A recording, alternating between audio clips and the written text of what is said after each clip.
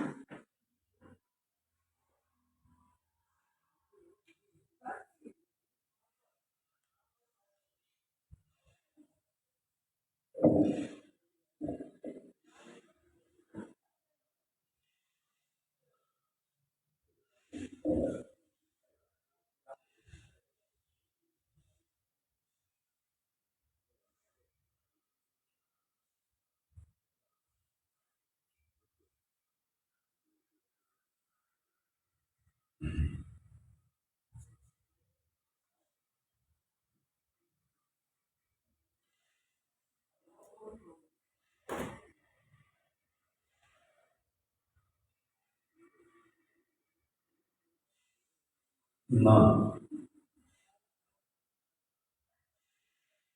ഈ സായം സന്ധ്യ സമയത്ത്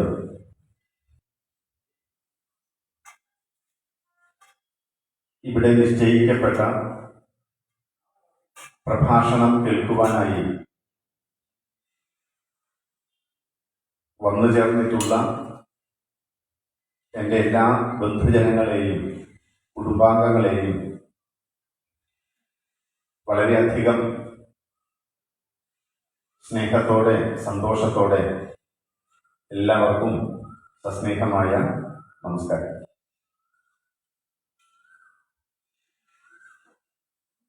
ഒരു തുള്ളിയിൽ നിന്ന് മഹാസാഗരം പോലെ പെയ്തിറങ്ങുന്ന മുരളീഗാനവല്ലഭന്റെ ചൈതന്യം കൊണ്ട് പരിഭൂതമായ ഈ ക്ഷേത്രാങ്കണത്തിൽ ഭഗവാൻ ശ്രീകൃഷ്ണന്റെ നാമവും നാമാവലികളുമെല്ലാം മുഖരിതമായ പവിത്രമായ ഈ ഒരു അന്തരീക്ഷം എല്ലാവർക്കും ഏറ്റവും അധികം സന്തോഷം നൽകുന്ന ഒന്നാണ്. ഏതൊരു ഭഗവാന്റെ കഥ കേട്ടാണോ ഓരോ തലമുറയും വളരേണ്ടത്, ഏതൊരു ഭഗവത് ചൈതന്യത്തെ പറഞ്ഞുകൊടുത്താണോ ഒരു പുതുതലമുറയെ വളർത്തിയെടുക്കേണ്ടത്, ആ ഭഗവാനും ഭഗവത് ചൈതന്യവും സാക്ഷാൽ ശ്രീകൃഷ്ണ പരമാത്മാവാണ്. ആ ഭഗവാന്റെ തിരുസന്നിധിയിൽ ആധ്യാത്മിക പഠനത്തിന്റെ ആവശ്യകതയെ സംബന്ധിച്ച് കുറച്ച് സമയം ചർച്ച ചെയ്യുക, ഒന്നറിയുക എന്നത് മാത്രമാണ് ഇന്നത്തെ ഈ പ്രഭാഷണത്തിന്റെ മുഖ്യമായ ഉദ്ദേശം. നമ്മളെല്ലാവരും ജീവിക്കുന്ന നമ്മുടെ സ്വന്തം ഈ കൊച്ചു കേരളം നിരവധി കാര്യങ്ങളിൽ ഒന്നാം സ്ഥാനത്തുള്ള, പ്രഥമ സ്ഥാനത്തുള്ള ഒരു നാടാണ്. ഭാരതത്തിന്റെ കാൽപാദത്തെ എന്നും സേവിക്കുന്ന നാട് നമ്മുടെ കൊച്ചു കേരളമാണ്. ഭാരതം നിവർന്നു നിൽക്കുന്ന ഒരു ദേവീഭാവമാണെങ്കിൽ ആ ദേവീഭാവത്തിന്റെ കാൽപാദത്തെ എന്നും കഴുകി തുടയ്ക്കുന്ന, എന്നും ആ കാൽപാദത്തെ വളരെയധികം ഭക്തിപൂർവം പ്രാർത്ഥിക്കുന്ന ഒരു നാടുണ്ടെങ്കിൽ ആ നാടാണ് കൊച്ചു കേരളം. ഈശ്വരൻ തന്റെ എല്ലാ കരവിരുതും വേണ്ടുവോളം സമ്മാനിച്ചിട്ടുള്ള മനോഹരമായ ഭൂപ്രകൃതി കൊണ്ട് സമ്പന്നമാണ് നമ്മുടെ കൊച്ചു കേരളം. എത്രയെത്രയോ കാര്യങ്ങളിൽ മുമ്പിലാണ് നമ്മുടെ കൊച്ചു കേരളം. ഏത് കാര്യത്തിലാണ് കേരളം മുമ്പിൽ എന്ന് ചോദിച്ചാൽ സാക്ഷരതയുടെ കാര്യത്തിൽ കേരളം ഒന്നാം സ്ഥാനത്താണ്. ഒരുപക്ഷെ മറ്റൊരു നാടിനും അവകാശപ്പെടാൻ പോലും സാധിക്കാത്ത അത്രയും വിദ്യാസമ്പന്നതയിൽ ഉയർന്നു നിൽക്കുന്ന നാടാണ് ഈ കൊച്ചു കേരളം. ഇനി സാക്ഷരത മാത്രമാണ്. ഇവിടുത്തെ പ്രകൃതി ഭംഗിയിലും കേരളം തന്നെയാണ് മുൻപന്തി. ഭാരതത്തിലെ മറ്റ് നാടുകളെ അപേക്ഷിച്ച് ഒരറ്റത്ത് നിന്ന് മറ്റൊരറ്റത്തേക്ക് ഒരു ദിവസം യാത്ര ചെയ്തെത്താൻ പറ്റുന്ന നാട് അതും കേരളത്തിന്റെ ഒരു വിശേഷമാണ്. നമ്മൾ ഇങ്ങനെ നോക്കിയാൽ കേരളം ഭാരതത്തിലെ മറ്റ് സംസ്ഥാനങ്ങളെയൊക്കെ അപേക്ഷിച്ച് ഒന്നാം സ്ഥാനത്തുള്ള ഒരു നാടാണ്. ഗുണഗണങ്ങൾ ഏറെ ഉണ്ട് എങ്കിലും വർത്തമാനകാലത്തിലെ ചില യാഥാർത്ഥ്യങ്ങളും നമ്മുടെ മനസ്സിൽ വേദന തരുന്നതുമുണ്ട്. അതുകൊണ്ട് കേരളം നമ്മളെ ഇപ്പോൾ വേദനിപ്പിക്കുന്ന ചില കാര്യങ്ങളിലും മറ്റു നാടുകളെ അപേക്ഷിച്ചും കേരളം മുമ്പിലാണ്. അത് ഏതൊക്കെ കാര്യമാണ്? അതിലൊന്ന് ആത്മഹത്യയാണ്. ഒരുപക്ഷെ മറ്റ് നാടുകളിൽ നിന്ന് ഭിന്നമായി വിദ്യ കൊണ്ട് സമ്പന്നതയുണ്ട്, സാക്ഷരത കൊണ്ട് ഉയർന്നവരാണ് എന്ന് പറയുന്ന നമ്മുടെ കേരളം ആത്മഹത്യയുടെ കാര്യത്തിലും ഒന്നാം സ്ഥാനത്താണ്. ഏതുതരം ആത്മഹത്യ? കുടുംബ ആത്മഹത്യ, കൂട്ട ആത്മഹത്യ, ഇതെല്ലാം അധികവും നടക്കുന്നത് ഈ സാക്ഷര സുന്ദര കേരളത്തിലാണ്. ആത്മഹത്യ ഒരു പുതിയ കാര്യമൊന്നുമല്ല. നമ്മുടെ പുരാണ ഇതിഹാസങ്ങളൊക്കെ നമ്മൾ ഒന്ന് പരിശോധിച്ചാൽ നമുക്കറിയാം, അതിൽ ഓരോരുത്തരും ആത്മഹത്യയെ പറ്റി പറയുന്നുണ്ട്. അർജുനൻ പറയുന്നുണ്ട്, തന്റെ ഇന്ന ഒരു പ്രതിജ്ഞ എനിക്ക് പൂർത്തിയാക്കാൻ സാധിക്കാതെ വന്നാൽ ഞാൻ മരണത്തെ സ്വീകരിക്കും, വിഷപാനം ചെയ്യും എന്നൊക്കെ പറയുന്നുണ്ട്. രാമായണത്തിൽ പലയിടങ്ങളിലും ആത്മഹത്യ ചെയ്യുന്നതിനെ കുറിച്ചൊക്കെ പറയുന്നുണ്ട്. അതുകൊണ്ട് ആത്മഹത്യ ഒരു പുതിയ കാര്യമൊന്നുമല്ല. പക്ഷെ നമ്മുടെ പുത്തൻ കാലം വന്നപ്പോൾ ആത്മഹത്യയുടെ രൂപവും ഭാവവും ഒക്കെ മാറി. ഒരു കുടുംബം ഒന്നാകെ ആത്മഹത്യ ചെയ്തു എന്ന് നമ്മൾ പറയുമ്പോൾ ആ വാർത്തയെ ഒന്നും കൂടി ശ്രദ്ധിക്കുമ്പോഴാണ് മനസ്സിലാവുന്നത്, അമ്മയും അച്ഛനും മക്കളെ കൊന്നതിന് ശേഷം അവർ ആത്മഹത്യ ചെയ്തു. അപ്പോൾ കുടുംബം ഒന്നാകെ ആത്മഹത്യ ചെയ്തതല്ല, അവിടെ ഒരു കൊലപാതകം കൂടി നടന്നിട്ടുണ്ട്. നമ്മൾ പലപ്പോഴും ലാഘവത്തോടു കൂടി പറയുന്നു കുടുംബം മൊത്തം ആത്മഹത്യ ചെയ്തു. അല്ല, മക്കളെ കൊല്ലുന്നു, അച്ഛനും അമ്മയും ആത്മഹത്യ ചെയ്യുന്നു. ഒറ്റയ്ക്ക് പോയാൽ അവിടെ എൻട്രി ഇല്ല എന്നുള്ളത് കൊണ്ടാകാം കുടുംബം മൊത്തം ആത്മഹത്യ, കൂട്ടുകാർ ഒരുമിച്ച് ആത്മഹത്യ. ഇങ്ങനെ ആത്മഹത്യയുടെ കാര്യത്തിൽ കേരളം ഈ കൂട്ടാത്മഹത്യയും കുടുംബ ആത്മഹത്യയിലും കേരളം ഏതാണ്ട് ഒന്നാം സ്ഥാനത്താണ്. മറ്റൊന്ന് ഇന്ന് വർത്തമാനകാലത്തിലുള്ളത് മദ്യപാനമാണ്. മറ്റുള്ള നാടുകളിലെ ആളുകളെല്ലാം കുടിച്ചു തീർക്കണമെന്ന് ആഗ്രഹിക്കുന്നത് എത്രയോ ഇരട്ടി കേരളം കുടിച്ചു തീർക്കുന്നു. ഓരോ ആഘോഷങ്ങൾ വരുമ്പോഴും കോടിക്കണക്കിന് രൂപയുടെ മദ്യമാണ് ഈ കൊച്ചു കേരളത്തിൽ കുടിച്ചു തീർക്കുന്നത്. ദൈവത്തിന്റെ സ്വന്തം നാട് മദ്യപന്മാരുടെ സ്വന്തം നാടായി മാറിയിരിക്കുന്നു. മറ്റൊന്ന്, കേരളത്തിൽ ഇപ്പോൾ പ്രമുഖ സ്ഥാനമുള്ളത് ഭീകരവാദവുമായി ബന്ധപ്പെട്ട് ലോകത്ത് എന്ത് നടന്നാലും അവിടുത്തെ അന്വേഷണ ഉദ്യോഗസ്ഥന്മാരൊക്കെ ഈ സാക്ഷര സുന്ദര കേരളത്തിലാണ്. പണ്ട് കേരളം ഒരു നഴ്സറി ആയിരുന്നെങ്കിൽ ഇന്ന് കേരളം ഒരു യൂണിവേഴ്സിറ്റിയാണ്. ഏത് കാര്യത്തിൽ? ഭീകരവാദവുമായി ബന്ധപ്പെട്ട കാര്യത്തിൽ. എപ്പോൾ എവിടെ വേണമെങ്കിലും ഒരു വലിയ മഹാവിസ്ഫോടനം നടക്കാം എന്നുള്ള തരത്തിൽ ഒരു ഭയം ഇന്ന് കൊച്ചു കേരളത്തിൽ സംജാതമായിരിക്കുന്നു, ഉണ്ടായിരിക്കുന്നു. അന്ന് കാശ്മീരത്തിൽ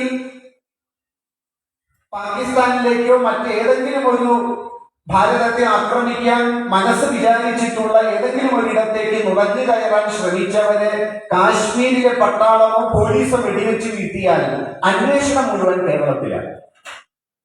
കോയമ്പത്തൂരിൽ ബോംബ് സ്ഫോടനമുണ്ടായി, കോയമ്പത്തൂരിലെ പോലീസ് മുഴുവൻ കൊച്ചു കേരളത്തിൽ. മുംബൈയിൽ ബോംബ് പൊട്ടി, മുംബൈ പോലീസ് മുഴുവൻ കേരളത്തിൽ. പൂനെയിൽ ബോംബ് സ്ഫോടനം, പൂനെയിലെ പോലീസ് മുഴുവൻ, അന്വേഷണ ഉദ്യോഗസ്ഥന്മാർ മുഴുവൻ കേരളത്തിൽ. ലോകത്ത് എവിടെ വേണമെങ്കിലും ഏത് ഭീകരാക്രമണവും ഉണ്ടാകുമ്പോഴും അതിന്റെ ഒരു തുമ്പ് ഈ കൊച്ചു കേരളത്തിലാണ്. കേരളം ഒരു വലിയ ഒരു ഫാക്ടറിയാണ് ഇന്ന്. എപ്പോ വേണമെങ്കിലും തകർന്ന് ഇല്ലാതാകാൻ പോകുന്ന തരത്തിൽ ഭയം ജനിപ്പിക്കുന്ന ഒരു നാടായി കേരളത്തിന്റെ അന്തരീക്ഷം മാറിയിരിക്കുന്നു. നോക്കൂ, പല കാര്യങ്ങളിലും മുമ്പിലുള്ള കേരളം നമ്മുടെ വർത്തമാനകാലത്തിൽ വിഷമിപ്പിക്കുന്ന മറ്റൊന്നുണ്ട്. അത് ഈ കൊട്ടേഷൻ സംഘങ്ങളാണ്. കൊട്ടേഷൻ സംഘങ്ങൾ എന്ന് പറഞ്ഞുകൂടാ, അധികം വിദ്യാസമ്പന്നരായ ആളുകൾ മുൻകൈ എടുത്തുകൊണ്ട് നടക്കുന്ന കൊട്ടേഷൻ സംഘങ്ങൾ, അഴിമതികൾ, കരിഞ്ചന്തകൾ, സെക്സ് റാക്കറ്റുകൾ. നമ്മൾ ഇങ്ങനെ നോക്കിയാൽ പല കാര്യങ്ങളിലും ഇന്നത്തെ വർത്തമാനകാലത്തിലെ കേരളം നമ്മളെ വിഷമിപ്പിക്കുന്നു. ഇനിയാണ് ചോദ്യം, എന്തുകൊണ്ടാണ് ഇത്? ഇത്രയേറെ വിദ്യാസമ്പന്നതയുള്ള സമൂഹം, ജീവിത നിലവാരത്തിൽ ഉയർന്നവരായിട്ടുള്ള ഒരു സമൂഹം, വിദ്യ കൊണ്ട് പ്രബുദ്ധത നേടിയ ഒരു സമൂഹം, ഇത്രയേറെ വിദ്യാഭ്യാസം ഉണ്ടാകുമ്പോഴും ഇങ്ങനെയുള്ള വിഷമങ്ങൾ സംഭവിക്കാൻ പാടില്ലാത്തതാണ്. പക്ഷേ നേരത്തെ പറഞ്ഞ വിഷമകരമായ അന്തരീക്ഷത്തിൽ ഓരോന്ന് നമ്മൾ എടുത്തു നോക്കുക. ആത്മഹത്യ, ഇന്നത്തെ പത്രത്തിലുണ്ട്, MBBS വിദ്യാർത്ഥി ആത്മഹത്യ ചെയ്യും. ഈ ആത്മഹത്യ ചെയ്യുന്നവരും മദ്യപിക്കുന്നവരും ഭീകരാക്രമണവുമായി ബന്ധപ്പെട്ട് അറസ്റ്റ് ചെയ്യപ്പെട്ടവരും ചോദ്യം ചെയ്യപ്പെടുന്നവരും എല്ലാവരുടെയും ബയോഡാറ്റ നമ്മൾ ഇന്ന് എടുത്തു നോക്കിയാൽ എല്ലാവരുടെ കയ്യിലും ഒരു ബിരുദ സർട്ടിഫിക്കറ്റ് ഉണ്ട്, ബിരുദാനന്തര ബിരുദ സർട്ടിഫിക്കറ്റ് ഉണ്ട്. എല്ലാവരുടെ കയ്യിലും പുത്തൻകാലത്തിന്റെ വിരൽത്തുമ്പിലെ വിസ്മയജാലികയായ മൊബൈൽ ഫോൺ 1, 2, 3 ഉണ്ട്. എല്ലാവർക്കും ബഹുഭാഷകൾ അറിയാം. ഈ ലോകത്തിന്റെ സ്പന്ദനം മുഴുവൻ വിരൽത്തുമ്പിലാണെന്ന് ഗർജിക്കുന്ന വർത്തമാനകാലത്തിലെ വിദ്യാഭ്യാസം ഏറെയുണ്ട് എന്ന് പറയുന്നവരാണ് ഇതിലെല്ലാം ഒന്നാം സ്ഥാനത്ത്. എന്ത് പറ്റി നമ്മുടെ കേരളത്തിന്? വിദ്യാഭ്യാസം കൂടിയപ്പോൾ വിശ്വാസം കൂടും എന്ന് വിചാരിച്ചു. പക്ഷെ നമുക്കിന്ന് വർത്തമാനകാലത്തിൽ ആരെയും വിശ്വാസമില്ല. വിദ്യാഭ്യാസം കൂടിയപ്പോൾ നമ്മൾ എല്ലാവരും സ്നേഹം വർദ്ധിക്കുമെന്ന് വിചാരിച്ചു. പക്ഷെ നമുക്ക് ഇന്ന് ആരെയും സ്നേഹിക്കാൻ പറ്റുന്നില്ല. ഒരു വീട്ടിനുള്ളിൽ പോലും ഇപ്പോൾ പഴയ ആ ഒരു സ്നേഹത്തിന്റെ ഒരു അന്തരീക്ഷമില്ല. എന്താണ് നമുക്ക് സംഭവിച്ചത്? വിദ്യാഭ്യാസം കൂടിയപ്പോഴാണ് ഇപ്പോൾ ഏറെ പ്രശ്നമുണ്ടായത്. ഒരു 50-60 വയസ്സ് ഉള്ള ഓരോരുത്തരും ഒന്ന് ആലോചിച്ചെടുത്താൽ അവർക്കൊക്കെ അറിയാം, അന്നത്തെ കാലത്ത് ഇത്ര വിദ്യാഭ്യാസമില്ല. ഒരു ഭാഷ മാത്രം അറിയാവുന്നവർ, ഇന്ന് ബഹുഭാഷകൾ അറിയുന്നവർ. അന്ന് ഇത്രയേറെ വരുമാന മാർഗങ്ങളില്ല. ഇന്ന് വരുമാന മാർഗങ്ങൾ, വരുമാന സ്രോതസ്സുകൾ ധാരാളമാണ്. അന്ന് ഇത്രയൊന്നും പണമില്ല കയ്യിൽ. ഇന്ന് സഹസ്ര കോടി ധനമുണ്ട് സർവരുടെയും കയ്യിൽ. അന്ന് ഇത്ര സുഖ സൗകര്യങ്ങളില്ല. പക്ഷെ ഇന്ന് എത്ര സുഖ സൗകര്യങ്ങളിലാണ് നമ്മൾ ജീവിക്കുന്നത്. അന്ന് ഇത്ര വേഗതയില്ല സമൂഹത്തിന്. ഇന്ന് എത്ര വേഗത്തിലാണ് നമ്മൾ യാത്ര ചെയ്യുന്നത്. നമ്മുടെ ജീവിത സൗകര്യങ്ങൾ പോലും എത്ര വേഗത്തിലാണ്. എന്താണ് അന്നത്തേതിൽ നിന്ന് ഇന്നത്തെ ഈ കാലം വന്നപ്പോൾ സംഭവിച്ചത്?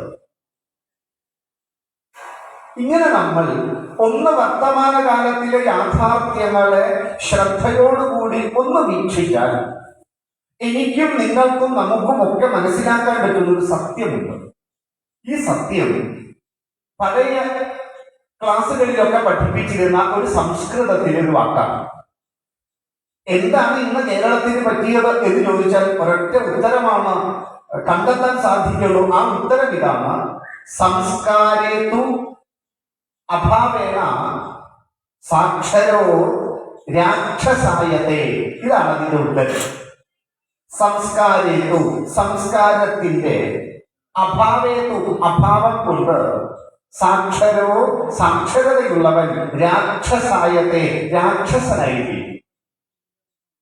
നമ്മുടെ കൊച്ചു കേരളത്തിന് സംഭവിച്ചു പോയത് വിദ്യാസമ്പന്നത കൊണ്ട് ഇത്രയേറെ നമ്മൾ അഭിമാനിക്കുമ്പോഴും ഏതൊന്നാണ് വിദ്യാഭ്യാസത്തിലൂടെ ഉണ്ടാകേണ്ടിയിരുന്നത് ആ ഉണ്ടാകേണ്ട ഒന്ന് സംഭവിച്ചില്ല. അത് സംസ്കാരമായിരുന്നു, വാല്യൂസ് ആയിരുന്നു. ഈ സംസ്കാരത്തിന്റെ അഭാവം കൊണ്ട് സാക്ഷരതയുള്ളവൻ രാക്ഷസനാകും. ഈ സാക്ഷര എന്നുള്ള വാക്ക് തലതിരിഞ്ഞാൽ രാക്ഷസ ആകുമല്ലോ. അതാണ് ഇപ്പോ സംഭവിച്ചത്. വിദ്യാഭ്യാസത്തിൽ നിന്ന് മൂല്യങ്ങൾ ഇല്ലാതായി. ഒരു വ്യക്തിയെ ഉണ്ടാക്കിയെടുക്കേണ്ട മൂല്യങ്ങൾ ഏതൊക്കെയാണോ, കാലം മാറുമ്പോഴും മാറാത്ത ശാശ്വത മൂല്യങ്ങൾ എന്തൊക്കെയാണോ, ഈ ഓരോന്നും വിദ്യാഭ്യാസത്തിൽ നിന്ന് ഇറങ്ങിപ്പോയി. ഇന്ന് അതുകൊണ്ട് നമുക്ക് എല്ലാവർക്കും ഉള്ളത് എഡ്യൂക്കേഷനാണ്, വിദ്യാഭ്യാസമില്ല. എല്ലാവരും എഡ്യൂക്കേറ്റഡാണ്. എല്ലാവരുടെ കയ്യിലും ഇന്നത്തെ പുത്തൻ ബിരുദ സർട്ടിഫിക്കറ്റുകൾ നിറഞ്ഞിരിക്കുക. വിദ്യാഭ്യാസം നഷ്ടപ്പെട്ടു, എഡ്യൂക്കേഷൻ ഉണ്ടായി. അപ്പൊ എന്താ ഈ എഡ്യൂക്കേഷനും വിദ്യാഭ്യാസവും തമ്മിലുള്ള വ്യത്യാസം? എഡ്യൂക്കേഷൻ എന്ന് പറയുന്നത് അക്ഷരജ്ഞാനമാണ്. വിദ്യാഭ്യാസം എന്ന് പറയുന്നത് പഠിച്ച വിദ്യ ജീവിതത്തിൽ അഭ്യസിക്കുന്നതാണ്. അതായത് ഞാനൊരു വിദ്യ പഠിച്ചാൽ ആ വിദ്യ എനിക്ക് ജീവിതത്തിൽ അഭ്യസിക്കും, ഞാൻ അനുവർത്തിക്കും, അനുഷ്ഠിക്കും, ഉപാസിക്കും. പഠിച്ച വിദ്യയുമായി ഞാൻ താതാത്മ്യപ്പെടും. ഇതൊന്നും ചെയ്യുന്നില്ലെങ്കിലും ആ വ്യക്തിക്ക് ഉണ്ട് എന്ന് പറയുന്നത് എഡ്യൂക്കേഷനാണ്, അക്ഷരജ്ഞാനം. നോക്കൂ, ഏതൊരു കുഞ്ഞും ആദ്യം പറയുന്ന വാക്ക് നമ്മളൊക്കെ വിശ്വസിക്കുന്നു, വിചാരിക്കുന്നു, അമ്മ എന്നാണ്. നമ്മൾ ആദ്യം പഠിക്കുന്ന മന്ത്രം മാതൃദേവോ ഭവ എന്നുള്ളതാണ്. ഉപനിഷത്തിലെ ഋഷി വിദ്യാസമ്പാദനം കഴിഞ്ഞു പോകുന്ന തന്റെ ശിഷ്യന് പറഞ്ഞു കൊടുക്കുന്ന മഹാമന്ത്രങ്ങളിൽ ഏറ്റവും പ്രസിദ്ധമായ തൈത്തീരിയോപനിഷത്തിലെ മന്ത്രമാണ് മാതൃദേവോ ഭവ എന്നുള്ളത്. മാതാ, പിതാ, ഗുരു, ദൈവം, ഇതിലെല്ലാം അമ്മയ്ക്കാണ് പ്രഥമ സ്ഥാനം. അപ്പൊ നോക്കൂ, നമ്മളെ ഒരു വിദ്യ പഠിപ്പിച്ചു, നമ്മൾ വിദ്യാഭ്യാസത്തിലൂടെ പഠിച്ചു മാതൃദേവോ ഭവ.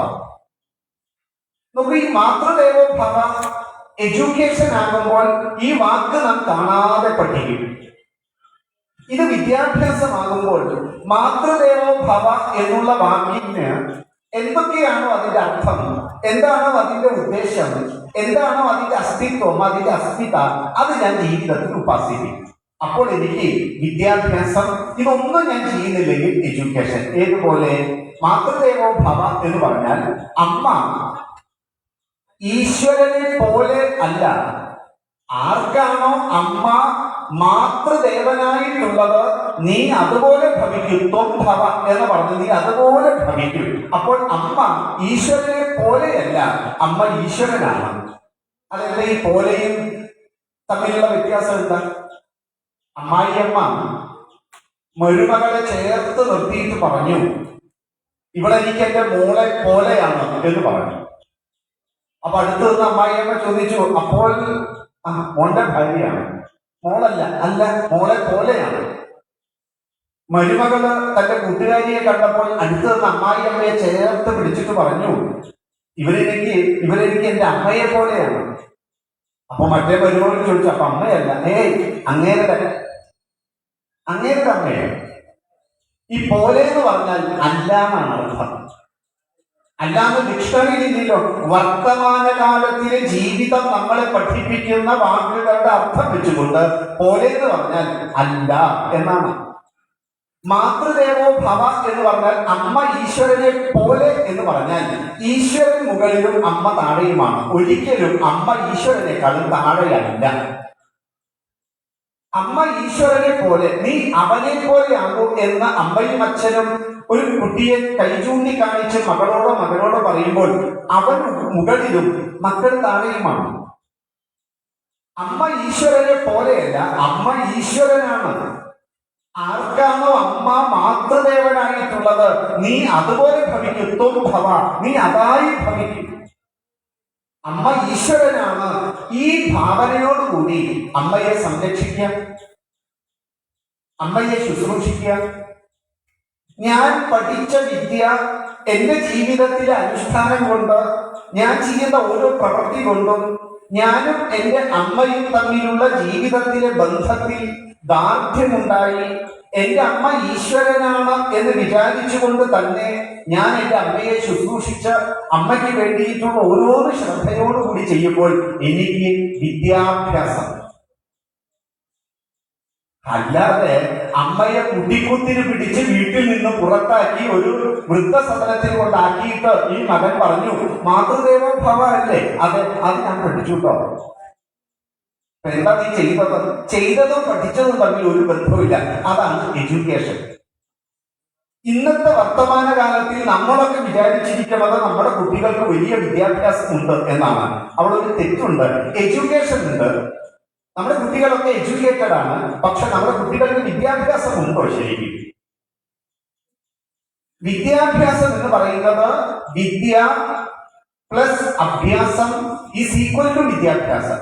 പഠിച്ച വിദ്യ ജീവിതത്തിൽ അഭ്യസിക്കുമ്പോൾ വിദ്യാഭ്യാസം, ഇല്ലെങ്കിലോ എഡ്യൂക്കേഷൻ. അത്രയേ ഉള്ളൂ. പിതൃദേവോ ഭവ. ആർക്കാണോ അച്ഛൻ പിതൃദേവനായിട്ടുള്ളത് നീ അതുപോലെയാകും. അച്ഛൻ ഈശ്വരനാണ്, ഈശ്വരനെ പോലെ അല്ല. അപ്പൊ ഈശ്വരൻ മുകളിലും അച്ഛൻ താഴെയുമാകും? ഒരിക്കലും പറ്റില്ല. കാരണം മാതാ പിതാ ഗുരു ദൈവം, 4ാം സ്ഥാന ദൈവത്തിനുള്ളൂ.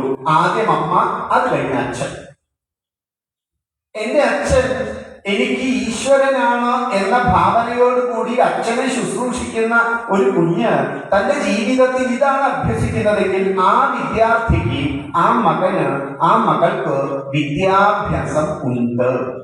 ഇല്ലെങ്കിൽ എഡ്യൂക്കേഷൻ. നമ്മുടെ വർത്തമാന കേരളത്തിൽ സംഭവിച്ചു പോയത് നമ്മളെല്ലാം എഡ്യൂക്കേറ്റഡ് ആയി, പക്ഷെ നമുക്ക് വിദ്യാഭ്യാസം ഇല്ലാതായി. എന്താണ് വിദ്യാഭ്യാസത്തിന്റെ സങ്കല്പം? വാല്യൂസ് ആണ് വിദ്യാഭ്യാസം.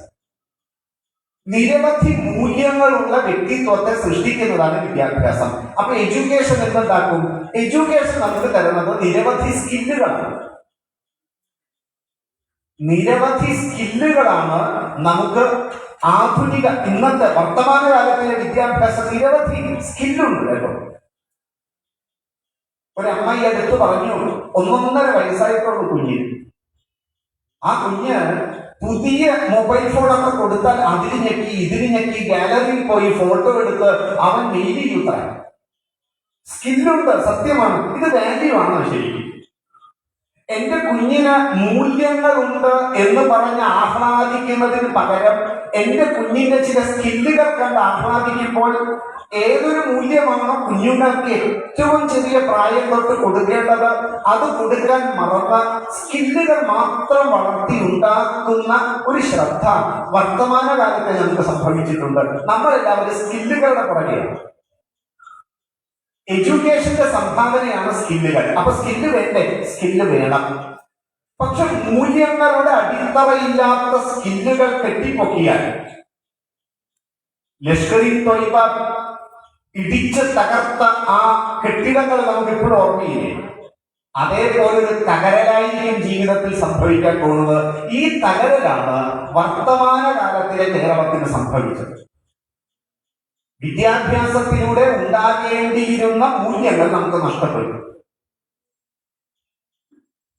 അതുകൊണ്ട് മൂല്യങ്ങളുള്ള വ്യക്തിത്വങ്ങളെ നമ്മൾ മറന്നു, സ്കില്ലുകളുടെ പിന്നാലെ നമ്മൾ പോകാൻ തുടങ്ങി. ഇതിന് ഏറ്റവും നല്ലൊരു ഉദാഹരണമാണ് രാമായണത്തിൽ ഹനുമാൻ സീതാന്വേഷണത്തിന് വേണ്ടി പോയി സീതാദേവിയെ കണ്ട് ശ്രീരാമദൂതന്റെ ശക്തി മുഴുവൻ കാണിച്ചു കൊടുത്ത് അവസാനം രാവണനെ നേരിട്ട് കാണണം. കാരണം രാമൻ അവിടെ ചെന്നു കഴിഞ്ഞാൽ ചോദിക്കും, നീ രാവണനെ കണ്ടോ എന്ന് ചോദിച്ചാൽ ഉത്തരം പറയണ്ടേ എന്റെ ഭഗവാനോട്? അത് കാരണം വേഗത്തിൽ തന്നെ രാവണനെ കാണുവാൻ വേണ്ടി ഇന്ദ്രജിത്തിന്റെ ബ്രഹ്മാസ്ത്ര പ്രയോഗത്തിൽ സ്വയം വിധാതാവിനോടുള്ള ബ്രഹ്മദേവനോടുള്ള ഭക്തി കൊണ്ട് ആ ബ്രഹ്മാസ്ത്രത്തിനോട് ചേർന്ന് നിന്ന് അവസാനം രാജസഭയിൽ സദസ്സിൽ രാവണനെ കാണുവാൻ വേണ്ടി ഹനുമാൻ നീക്കുന്ന ഒരു രംഗം വാൽമീകി മഹർഷി വർണ്ണിക്കുന്നുണ്ട്. ഈ വർണ്ണിക്കുന്ന സമയത്ത് രാവണനെ ആദ്യമായി ഹനുമാൻ കാണുന്ന ഒരു സമയം, ഹനുമാൻ ആദ്യമായി പകൽ വെളിച്ചത്തിൽ വ്യക്തമായി രൂപം കാണുകയാണ്. കണ്ട വഴിക്ക് ഇരു കയ്യും കൂപ്പി ഹനുമാൻ പറയുന്നുണ്ട്, രാവണനെ കണ്ടപ്പോൾ അങ്ങേയറ്റം ബഹുമാനത്തോടുകൂടി പറയുന്നുണ്ട്, അഹോ രൂപം, അഹോ ധൈര്യം, അഹോ സത്വം, അഹോ ബുദ്ധി, അഹോ രാക്ഷസരാജസ്യ സർവലക്ഷണയുക്ത. ഹനുമാന പറഞ്ഞത് അഹോ രൂപം, എന്തൊരു രൂപം, എന്തൊരു തേജസ്, എന്തൊരു ഓജസ്, എന്തൊരു ഭംഗിയാണ്, എന്തൊരു കാന്തിയാണ്. രാവണൻ എന്ന് പറയുന്ന രൂപം അത് കാണുമ്പോൾ അത്ഭുതപ്പെടുത്തുകയാണ് ഹനുമാൻ. അത് 10 തലയുടെ കപ്പാസിറ്റിയുള്ള ഒരു മനുഷ്യൻ. 4 വേദങ്ങളും വേദാംഗങ്ങളായ ശിക്ഷ, നിരുക്തം, വ്യാകരണം, ഛന്ദസ്, കൽപ്പം, ജ്യോതിഷം, ഇങ്ങനെ 4 വേദങ്ങളും വേദാംഗങ്ങളും പഠിച്ച് 10 തലയുടെ കപ്പാസിറ്റിയുള്ള രാവണൻ. ശൈവഭക്തൻ, ശിവഭക്തൻ, ശിവസ്തോത്രങ്ങൾ എഴുതിയവൻ, സംഗീതത്തിന്റെ മറുകര കണ്ടവൻ, ലോക പരാക്രമി. 14 ലോകവും രാവണൻ എന്ന് പറയുന്ന നാമം ശ്രമിക്കുന്ന മാത്രയിൽ പ്രകമ്പനം കൊള്ളും. നോക്കൂ, ഈ രാവണനെ കണ്ടിട്ടാണ് ഹനുമാൻ പറയുന്നത് സർവലക്ഷണയുക്ത. സർവലക്ഷണം തികഞ്ഞ ഒരു പുരുഷനെ ഞാൻ ഇതുവരെ കണ്ടിട്ടില്ല എന്ന് ആര്? ഹനുമാൻ. ഈ ഹനുമാൻ ഇതിനു മുൻപ് ആരുടെ കൂടെയായിരുന്നു? രാമനോടൊപ്പം, ശ്രീരാമചന്ദ്രനോടൊപ്പം ഇരുന്ന് രാമനോടൊപ്പം ഭക്ഷണം കഴിച്ച് രാമനോടൊപ്പം വർത്തമാനം പറഞ്ഞ ഹനുമാൻ ഇപ്പോ കാര്യമാകിയില്ലേ? ശരിക്കും രാമനേക്കാൾ മിടുക്കനാണ് രാവണൻ എന്നല്ലേ ഇപ്പൊ പറഞ്ഞത്? സർവലക്ഷണം തികഞ്ഞ ഒരു പുരുഷൻ ഞാൻ കണ്ടിട്ടില്ലെന്ന് പറഞ്ഞാൽ രാമനേക്കാൾ കഴിവുള്ളവനാണ് രാവണൻ എന്നല്ലേ ഇപ്പൊ ഹനുമാൻ പറഞ്ഞത്? ഹനുമാൻ രാവണന് സർട്ടിഫിക്കറ്റ് കൊടുത്തില്ലേ ഇപ്പോ? എന്നിട്ടും നമ്മൾ എന്റെ രാവണനെ തള്ളിക്കളഞ്ഞ് രാമനെ സ്വീകരിച്ചത്? അതിനൊരൊറ്റ കാരണമുള്ളൂ. രാവണൻ ഉണ്ട് എന്ന് ഇപ്പോൾ ഹനുമാൻ പറഞ്ഞതെല്ലാം സ്കില്ലുകളാണ്. രാവണൻ നന്നായി പാടും, നന്നായി മ്യൂസിക്കൽ ഇൻസ്ട്രുമെന്റ്സ് ഉപയോഗിക്കും. രാവണൻ ഏറ്റവും നന്നായി ഭക്തനാണ്, അത്തരം സ്തോത്രങ്ങൾ എഴുതും, വലിയ കഴിവുകളുണ്ട്. അതൊക്കെ കേവലം സ്കില്ലുകൾ, കഴിവുകൾ മാത്രം. പക്ഷെ ശ്രീരാമചന്ദ്രൻ ഉള്ളതെല്ലാം വാല്യൂസ് ആണ്. ശ്രീരാമചന്ദ്രൻ ധർമ്മിഷ്ഠനാണ്. രാമായണത്തിന്റെ ആരംഭത്തിൽ തന്നെ രാമന്റെ ഗുണങ്ങൾ 66 എണ്ണമാണ് നാരദൻ പറയുന്നത്. ധർമ്മജ്ഞനും കൃതജ്ഞനും ദ്വിതിമാനും സമർത്ഥനും വീരനും അങ്ങനെയുള്ള രാമന്റെ ഗുണഗണങ്ങൾ പറയുന്നത്. ശ്രീരാമചന്ദ്രൻ ഉള്ളതെല്ലാം വാല്യൂസ് ആണ്. സ്കില്ലും വാല്യൂസും തമ്മിലുള്ള മഹായുദ്ധമാണ് രാമായണം. അവസാനം സ്കില്ലുകളെല്ലാം തകർന്ന് തരിപ്പണമായി, വാല്യൂസ് നിലനിന്നു. അപ്പൊ ശ്രീരാമചന്ദ്രന്റെ സ്കില്ലില്ലേ? ഉണ്ട്. രാമന് സ്കില്ലുണ്ട്. പക്ഷെ രാമന്റെ സ്കില്ല് മൂല്യങ്ങളുടെ അടിത്തറയിലാണ് ശ്രീരാമചന്ദ്രൻ എന്ന് പറയുന്ന കെട്ടിടം നിർമ്മിച്ചിട്ടുള്ളത്. രാമനെ രാമനാക്കി നിലനിർത്തിയത് വാല്യൂസ് ആണ്. മാറുന്ന കാലത്തിലും മാറാത്ത ശാശ്വത മൂല്യങ്ങൾ. കാലം എത്ര മാറിയാലും അത് മാറ്റമില്ല. നമ്മളൊക്കെ പറയുന്നില്ലേ, കാലം മാറില്ലേ, പലതും പോകും, പക്ഷെ ശാശ്വത മൂല്യങ്ങളില്ലേ, അത് പോയില്ല. നമ്മളെ നമ്മളാക്കി നിലനിർത്തുന്ന നമ്മുടെ ഈ സംസ്കൃതിയുടെ വേരുകളാണ് ഈ മൂല്യങ്ങൾ. ഈ മൂല്യങ്ങളാണ് ശ്രീരാമചന്ദ്രന്റെ പ്രത്യേകത. ശ്രീരാമചന്ദ്രൻ മൂല്യങ്ങളുടെ വിളനിലമായിരുന്നു. മൂല്യങ്ങളുടെ അടിത്തറയിൽ ശ്രീരാമൻ എന്ന ഒരു വലിയ കെട്ടിടമുണ്ട്. അതുകൊണ്ട് ആ കെട്ടിടം എന്നും നിലനിൽക്കും. 1000 രാവണന്മാർ വന്നാൽ പോലും ഇത് നിലനിൽക്കും. കാരണം അതെല്ലാം സ്കില്ലുകൾ മാത്രമാണ്. ഇനിയാണ് ചോദ്യം, നമ്മൾ നമ്മുടെ മക്കളെ സംബന്ധിച്ച് നമ്മൾ നമ്മുടെ ജീവിതത്തെയും ഒന്ന് വിലയിരുത്തിയാൽ നമ്മൾ വാല്യൂസിനാണോ സ്കില്ലിനാണോ പ്രാധാന്യം കൊടുക്കുന്നത്? നമ്മുടെ വ്യക്തിപരമായ ജീവിതത്തിലും നമ്മുടെ കുട്ടികളുടെ ജീവിതത്തിലുമൊക്കെ നമ്മൾ നോക്കുന്നത് നമ്മുടെ കുട്ടികളുടെ മൂല്യങ്ങളാണോ അതോ സ്കില്ലാണോ? സാക്ഷാൽ മുരളീകാന വല്ലഭൻ ഒരു ദിവസം രാത്രി സ്വപ്നത്തിൽ നമ്മുടെ അടുത്ത് വന്ന് പറഞ്ഞു എന്നിരിക്കട്ടെ, ഞാൻ നിങ്ങളുടെ മക്കൾക്ക് ഏതെങ്കിലും ഒരു പട്ടികയെ തരാൻ. ഭഗവാൻ നമ്മുടെ മുന്നിൽ ഓപ്ഷൻ പറഞ്ഞു. ഒന്നുകിൽ എ എന്ന് പറയുന്ന ഈ പട്ടിക നിങ്ങളുടെ മക്കൾക്ക് തരാം, അല്ലെങ്കിൽ ബി എന്ന് പറയുന്നത് തരാം. എ എന്ന് പറയുന്ന പട്ടികയിൽ നിങ്ങളുടെ മക്കൾ നല്ല ഡാൻസർ ആയിരിക്കും, സ്പോർട്സിൽ ഒന്നാമതായിരിക്കും, മിമിക്രി അങ്ങനെയുള്ള കലാരംഗങ്ങളിൽ ഏറ്റവും മുന്നിലായിരിക്കും. നൃത്തകലയുടെ ഏറ്റവും പരമാവധി എന്തുണ്ടോ അതെല്ലാം നിങ്ങളുടെ കുഞ്ഞിന് അറിയാം, നന്നായി പ്രസംഗിക്കും. മറുഭാഗത്ത് നിങ്ങളുടെ കുട്ടികൾക്ക് മറ്റുള്ളവരോട് സത്യം പറ, ധർമ്മം ചര, സ്വാധ്യായാത്മാ പ്രമത, ധർമ്മം, ഇങ്ങനെയുള്ള ധാരാളം കാര്യങ്ങളും ഈ വശത്തുണ്ട്. മിതവ്യയം, കൃത്യനിഷ്ഠ, ബഹുമാനം, സേവനഭാവം, സംവേദനാഭാവം, ഈ ഭാവങ്ങളൊക്കെ ഒരു ഭാഗത്തുണ്ട്. എന്നിട്ട് നമ്മളോട് സാക്ഷാൽ ഉണ്ണിക്കണ്ണൻ ചോദിച്ചു എന്നിരിക്കട്ടെ, നിങ്ങൾക്ക് ഇതിൽ ഏത് വേണം, വ്യക്തിപരമായി നിങ്ങൾക്ക് ഏത് വേണം, നിങ്ങളുടെ കുഞ്ഞുങ്ങൾക്ക് ഏത് വേണം എന്ന് ചോദിച്ചാൽ നമ്മൾ ഏതാണ് ചോദിക്കാൻ സാധ്യതയുള്ളത്? ഒരുപക്ഷെ നമ്മൾ ഇപ്പോൾ സൂത്രത്തിൽ രക്ഷപ്പെടാൻ ഞങ്ങളൊക്കെ ഇതാ രണ്ടാമത്തെ പട്ടികയെ ചോദിക്കുള്ളൂ, സത്യപദ ധർമ്മം ചര. എന്നാൽ അതാണ് ഇപ്പോൾ ജീവിതത്തിൽ ചെയ്തുകൊണ്ടിരിക്കുന്നത്. കൃഷ്ണൻ പറയുന്നത്, ആരാണോ ഈ കാപ്പട്യം കാണിക്കുന്ന ചിലരുണ്ട്, കപ്പട്ടതയുള്ളവർ, ഉള്ളില് മറ്റൊന്ന് ചിന്തിച്ച് പുറത്ത് വേറൊന്ന് പറയുന്നവനാണ് കാപ്പട്യം, കള്ളൻ. ഈ സ്വഭാവം നല്ലതല്ല. എങ്കിൽ പറ, നമ്മൾ ജീവിതത്തിൽ ഏതാണ് സ്വീകരിക്കാൻ പോകുന്നത്? വാല്യൂസ് ആണോ സ്വീകരിക്കുന്നത്, അതോ സ്കില്ലാണോ?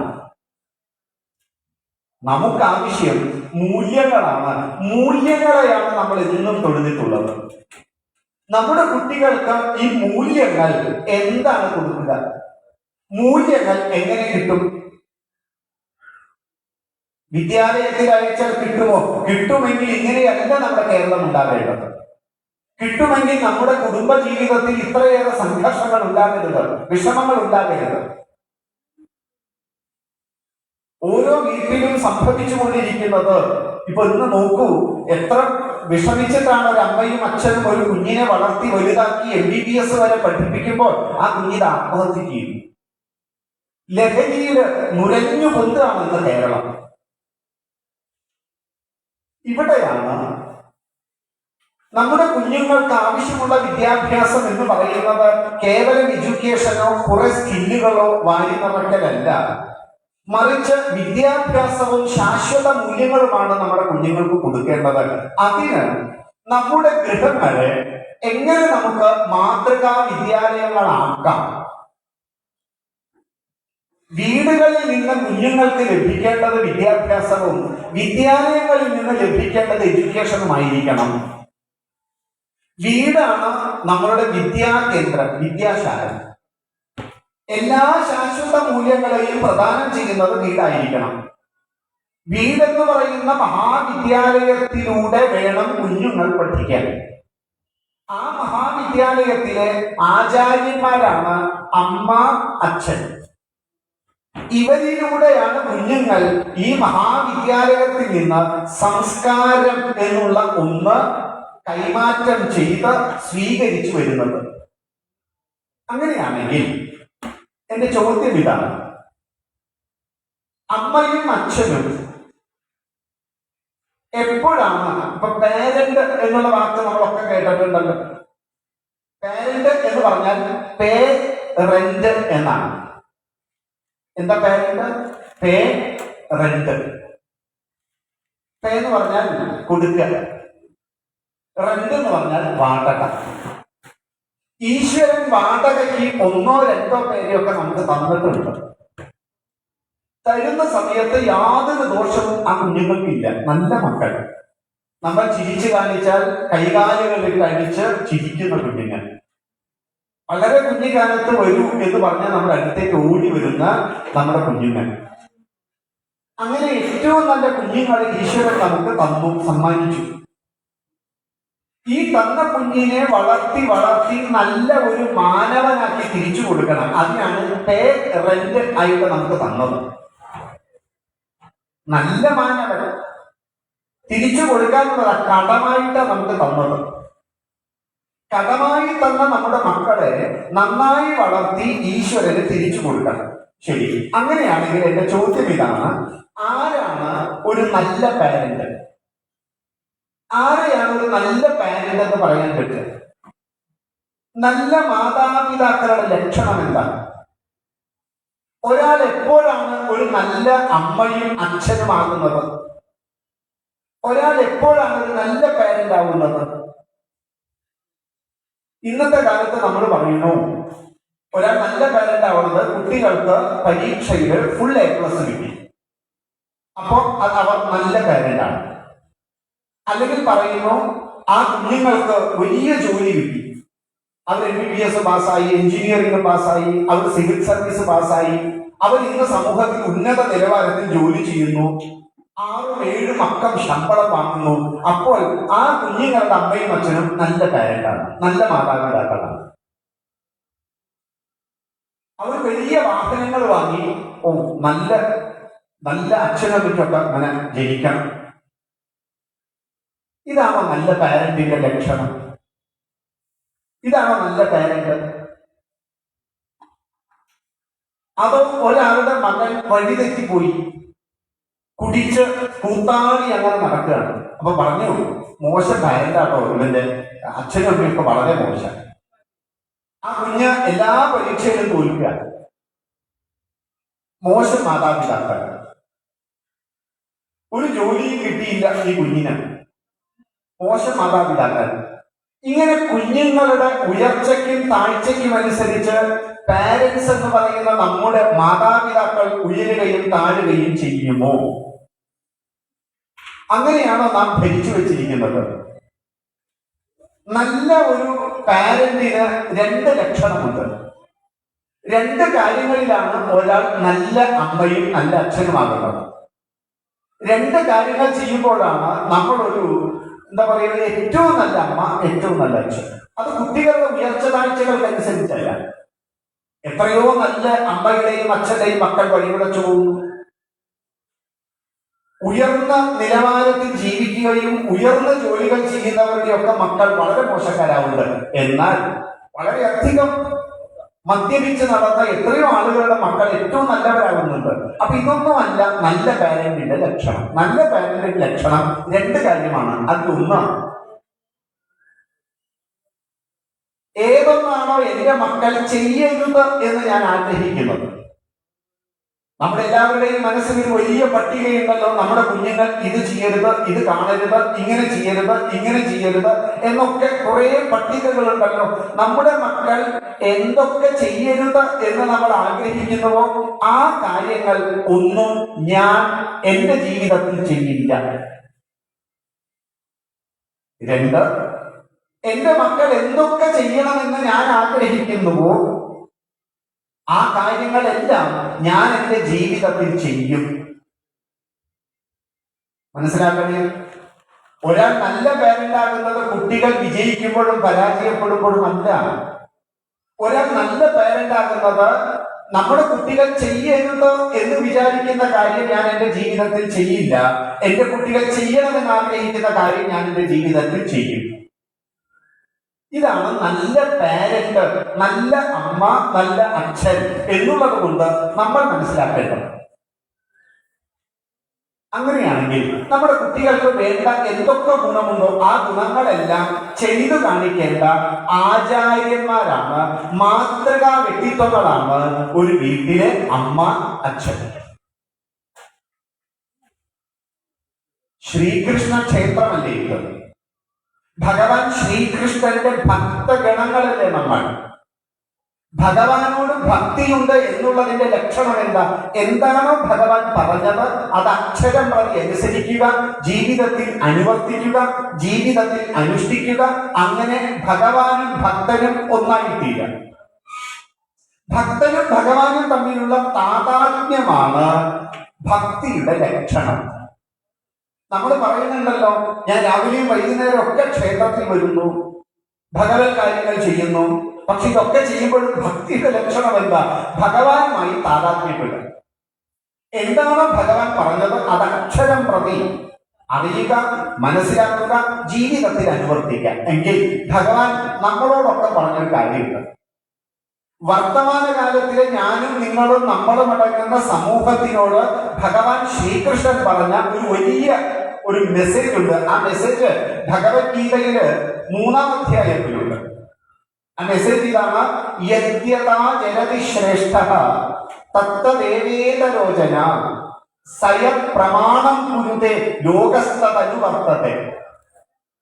ഒരൊറ്റ ഭഗവത്ഗീത ശ്ലോകമാണ്. ഈ ഒരൊറ്റ ശ്ലോകം ജീവിതത്തിൽ ഓരോ അമ്മയും അച്ഛനും ഒന്ന് അനുവർത്തിച്ചാൽ മതി. ഒരു സ്ഥാപനം ഭരിക്കുന്ന അതിന്റെ മാനേജറും പ്രിൻസിപ്പാളും ഇതൊന്ന് കേട്ടാൽ മതി. ഒരു പഞ്ചായത്ത് ഭരിക്കുന്ന പഞ്ചായത്തിന്റെ അധികാരികൾ ഇതൊന്ന് കേട്ടാൽ മതി. നമ്മുടെ കേരളം ഭരിക്കുന്നവർ ഇതൊന്ന് കേട്ടാൽ മതി. നമ്മുടെ ഭാരതം ഭരിക്കുന്നവർ ഇതൊന്ന് ചെയ്താൽ മതി. എന്താണ് യദ്യത്ത്? യാതൊന്നാണോ? യാതൊന്ന് ഏതൊന്നാണോ ആ ഒന്ന് ആചരതി ശ്രേഷ്ഠ. എന്താണോ ശ്രേഷ്ഠ പുരുഷന്മാർ ആചരിക്കുന്നത് അത് പ്രമാണമായി മറ്റുള്ളവർ സ്വീകരിക്കും. ശ്രേഷ്ഠന്മാർ ആചരിക്കുന്നത് പ്രമാണമാക്കി ഒരു സമൂഹം സ്വീകരിക്കും. അമ്മയും അച്ഛനും എന്ത് ചെയ്യുന്നുവോ അതാണ് കുഞ്ഞുങ്ങളും സ്വീകരിക്കുക. അപ്പോൾ കുട്ടികളുടെ മുൻപിൽ അമ്മയും അച്ഛനും മാതൃകാ വ്യക്തിത്വങ്ങളായിരിക്കണം. എന്തുകൊണ്ട്? അവർ ശ്രേഷ്ഠരാണ്. ശ്രേഷ്ഠതയുള്ളവർ കുട്ടികളുടെ മുന്നിൽ മാതൃകാ വ്യക്തിത്വങ്ങളായിരിക്കണം. മാതൃകാ വ്യക്തിത്വമായിരിക്കണം. ഒരമ്മ 6 വയസ്സുള്ള തന്റെ 2ാം ക്ലാസ്സിലൊക്കെ പഠിക്കുന്ന കുഞ്ഞുമായിട്ട് ഒരു ക്ഷേത്രത്തിലേക്ക് വന്നു.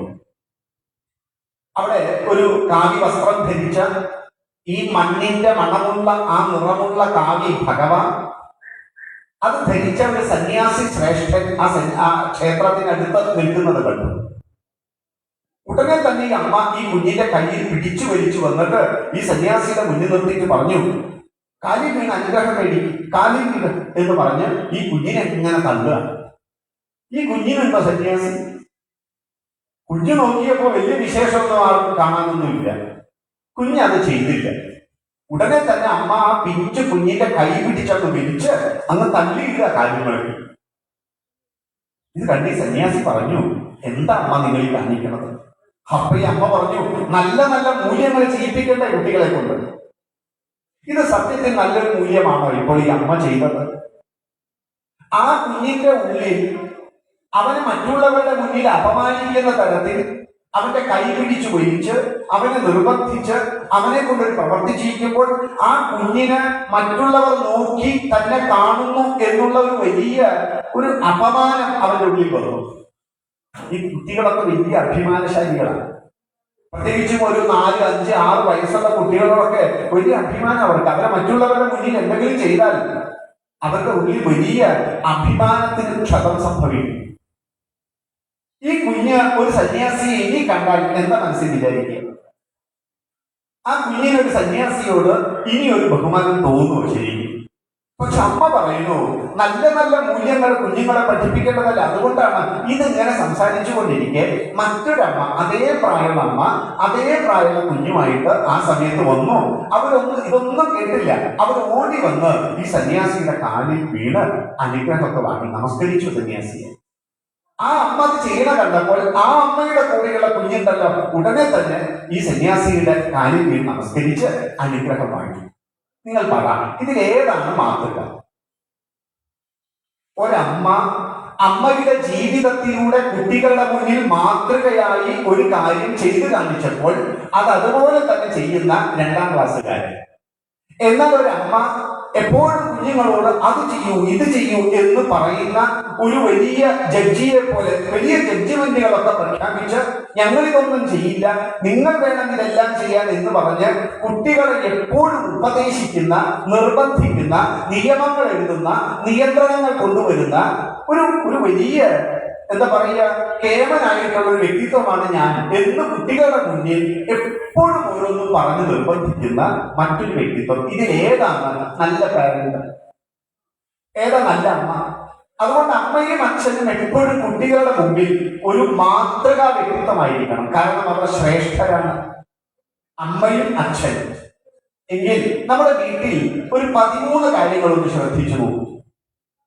നമ്മുടെ കുട്ടികൾക്ക് സംസ്കാരമില്ല, ഇന്നത്തെ കുട്ടികൾ പോകുന്ന പോക്ക് കണ്ടോ, അവരുടെ ഹെയർ സ്റ്റൈല് കണ്ടോ, അവരുടെ ഡ്രസ്സിങ് കണ്ടോ എന്നൊക്കെ പറഞ്ഞ് നമ്മൾ ഇങ്ങനെ കുട്ടികളെ പലപ്പോഴും കുറ്റം പറയുമ്പോൾ മാതൃകാ വ്യക്തിത്വങ്ങളായ കുട്ടികളുടെ മുന്നിൽ ശ്രേഷ്ഠരായ അമ്മയും അച്ഛനും നമ്മുടെ വീടുകളിൽ ഈ കുഞ്ഞുങ്ങൾക്ക് അനുകരിക്കാൻ പറ്റുന്ന കാര്യങ്ങൾ ചെയ്യണമല്ലോ. അമ്മയും അച്ഛനും വീട്ടിലേക്ക് കയറുന്ന സമയത്ത് ആ വീടിന്റെ മുന്നിൽ നമ്മൾ പടികൾ കയറിയിട്ടാണല്ലോ വീട്ടിലേക്ക് കയറുന്നത്. ആ പടികൾക്കടുത്ത് ചെരുപ്പ് അഴിച്ചു വെക്കുമ്പോൾ അടക്കി ഒതുക്കി ചെരുപ്പുകൾ അഴിച്ചു വെക്കുന്ന സ്വഭാവം അമ്മയ്ക്കും അച്ഛനും ഉണ്ടെങ്കിൽ കുട്ടികൾക്ക് ആ സ്വഭാവം ഉണ്ടാവില്ലേ? അച്ഛനും അമ്മയും ഒരു വർത്തമാന പത്രം വായിച്ചു കഴിഞ്ഞാൽ ആ വർത്തമാന പത്രം നല്ലപോലെ മടക്കി ഒതുക്കി ഭംഗിയാക്കി ടീപ്പോയിൽ അതുപോലെ തന്നെ വായിച്ചതിന് ശേഷം വയ്ക്കുന്ന സ്വഭാവം അമ്മയ്ക്കും അച്ഛനും ഉണ്ടെങ്കിൽ നമ്മുടെ കുട്ടികൾക്ക് ഈ സ്വഭാവം ഉണ്ടാവില്ലേ? നമ്മുടെ വീടിലെ സ്വീകരണ മുറി, നമ്മുടെ വീടിലെ ഹാള് നമ്മളൊന്ന് നോക്കുക. അവിടെ ചിലപ്പോ ഒരു ഷോക്കേസ് ഉണ്ടാവും. ഈ ഷോക്കേസിലുള്ള ഓരോന്നും തന്റെ കുഞ്ഞുങ്ങൾ കാണുന്ന മാത്രയിൽ അവരുടെ ഉള്ളിൽ നല്ല നല്ല സ്മരണകൾ ഉണ്ടാക്കാൻ പറ്റുന്ന ചിത്രങ്ങളാണോ അതിൻ്റെ ഉള്ളിലുള്ളത്? അതോ ഇന്നലെ കുടിച്ചു ചേർത്ത 3 കുപ്പി അതിന്റെ ഷോക്കേസിൽ ആട്ടിയാൽ ആളുന്ന ഒരു ബൊമ്മ ഇരുന്ന് ഇങ്ങനെ ആടിക്കൊണ്ടിരിക്കുന്നുണ്ട്? എന്നാൽ അതിന് പകരം നല്ല നിലവിളക്കും നല്ല ഭഗവത് സ്മരണകൾ ഉണ്ടാക്കുന്ന ചിത്രങ്ങൾ കൊണ്ടെല്ലാം അലങ്കരിച്ച ഒരു സ്വീകരണ മുറിയാണോ നമ്മുടെ കുഞ്ഞുങ്ങളോട് ആ വീട്ടിലെ ചുമരുകൾ സംസാരിക്കുന്നുണ്ടോ? ഇവിടെ വന്നാൽ നമ്മുടെ കുഞ്ഞുങ്ങളോട് സംസാരിക്കാൻ പോകുന്നത് ആരൊക്കെയാണ്? ഒന്ന് നോക്കിയാൽ ധാരാളം ദേവീദേവ ഭാവങ്ങളാണുള്ളത്. നമ്മുടെ വീട്ടിലെ സ്വീകരണ മുറി കുഞ്ഞുങ്ങളോട് സംസാരിക്കുന്നതാണോ? എങ്കിൽ ഈ ഒരു ഭാവനയോടുകൂടി വീടിനെ ഒരുക്കുന്ന അമ്മയും അച്ഛനും ഈ ഒരു ശ്രദ്ധയുണ്ടെങ്കിൽ കുട്ടികൾക്ക് ഈ ഒരു ഭാവം ഉണ്ടാവില്ലേ? നമ്മുടെ വീട്ടിലൊരു ശയനമുറി ഉണ്ട്. നമ്മൾ മാസ്റ്റർ ബെഡ്റൂം എന്നാ പറയുന്നത്. വീട്ടില് മാസ്റ്റർ ആരാന്ന് സംശയം വന്നു തുടങ്ങിയപ്പോ നമ്മൾ പറഞ്ഞു ഞങ്ങൾ തന്നെയാട്ടോ മാസ്റ്റർ എന്ന് പറഞ്ഞിട്ട് അതിലൊരു പേര് വിട്ടു. എന്തോ ആവട്ടെ, നമ്മുടെ ബെഡ്റൂം ഉണ്ട്. നമ്മൾ നമ്മുടെ ശയനമുറിയിൽ നിന്ന് അമ്മയും അച്ഛനും പുറത്തു കടക്കുമ്പോൾ അതിന്റെ ഉള്ളിലെ ഫാനും ലൈറ്റും ഓഫ് ചെയ്ത് പുറത്തു കിടക്കുന്ന സ്വഭാവം അമ്മയ്ക്കും അച്ഛനും ഉണ്ടെങ്കിൽ നമ്മുടെ കുഞ്ഞുങ്ങൾക്ക് ആ സ്വഭാവം ഉണ്ടാവില്ലേ? നമ്മൾ കിടന്ന കിടക്കയിലെ വിരിയും പുതപ്പും രാവിലെ എഴുന്നേൽക്കുമ്പോൾ മടക്കി ഒതുക്കി ഭംഗിയാക്കി വെക്കുന്ന അമ്മയുടെയും അച്ഛന്റെയും മക്കൾക്ക് ഈ സ്വഭാവം ഉണ്ടാവില്ലേ? അലമാരയുടെ കാര്യം പറയാണ്ടിരിക്കാൻ ഭേദം. പല വീട്ടിലും സുനാമി തിരമാലയ്ക്ക് പോലും ഇത്ര വേഗതയില്ല. അലമാരി എന്ന് തുറക്കുമ്പോഴേക്ക് എന്തൊരു വരവ! ഒരു കൈ കൊണ്ട് തടഞ്ഞ് മറു കൈ കൊണ്ട് വലിച്ചെടുക്കുമ്പോ അലമാരയിൽ വെക്കുന്ന തുണികളെല്ലാം മടക്കി ഒതുക്കി ഭംഗിയാക്കി വെക്കുന്ന ഒരു അമ്മയുടെയും അച്ഛന്റെയും മക്കൾക്ക് ഈ ഒരു സ്വഭാവം ഉണ്ടാവില്ലേ? ഒരു വീട്ടിലെ ഏറ്റവും വൃത്തിയുള്ള സ്ഥലം ഏതാ ശരിക്കും? അതാ വീട്ടിലെ ബാത്റൂമാണ്. അല്ലാതെ മുറ്റം തയ്യലിട്ടിട്ടുണ്ടോ എന്നുള്ളതല്ല പ്രശ്നം. ശുചിത്വ ഭാരതം ഉണ്ടാകുന്നത് ബാത്റൂം തന്നെയാണ്. അത് ഏറ്റവും ശുചിയായിരിക്കണം, വൃത്തിയായിരിക്കണം.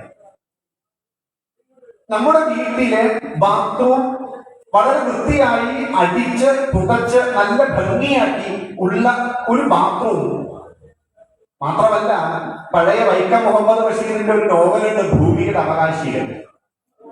പലപ്പോഴും ബാത്റൂമിൽ കയറിയ ഭൂമിയുടെ അവകാശികൾ മുഴുവൻ അവിടെയില്ല. അവിടെ തേരട്ടയും പാറ്റയും വെട്ടുകാലയും തുടങ്ങി സർവ്വതും ഉണ്ടാവും. ചിലന്തി വലകെട്ടി കാത്തിരിക്കുന്നുണ്ടാവും പലരും. ഒരു ബാത്റൂം, ഒരു വീട്ടിലെ ബാത്റൂം വൃത്തിയാക്കി സൂക്ഷിക്കുന്ന ഒരു അമ്മയുടെയും അച്ഛന്റെയും മക്കൾക്ക് ഈ ഒരു സംസ്കാരം ഉണ്ടാവില്ലേ?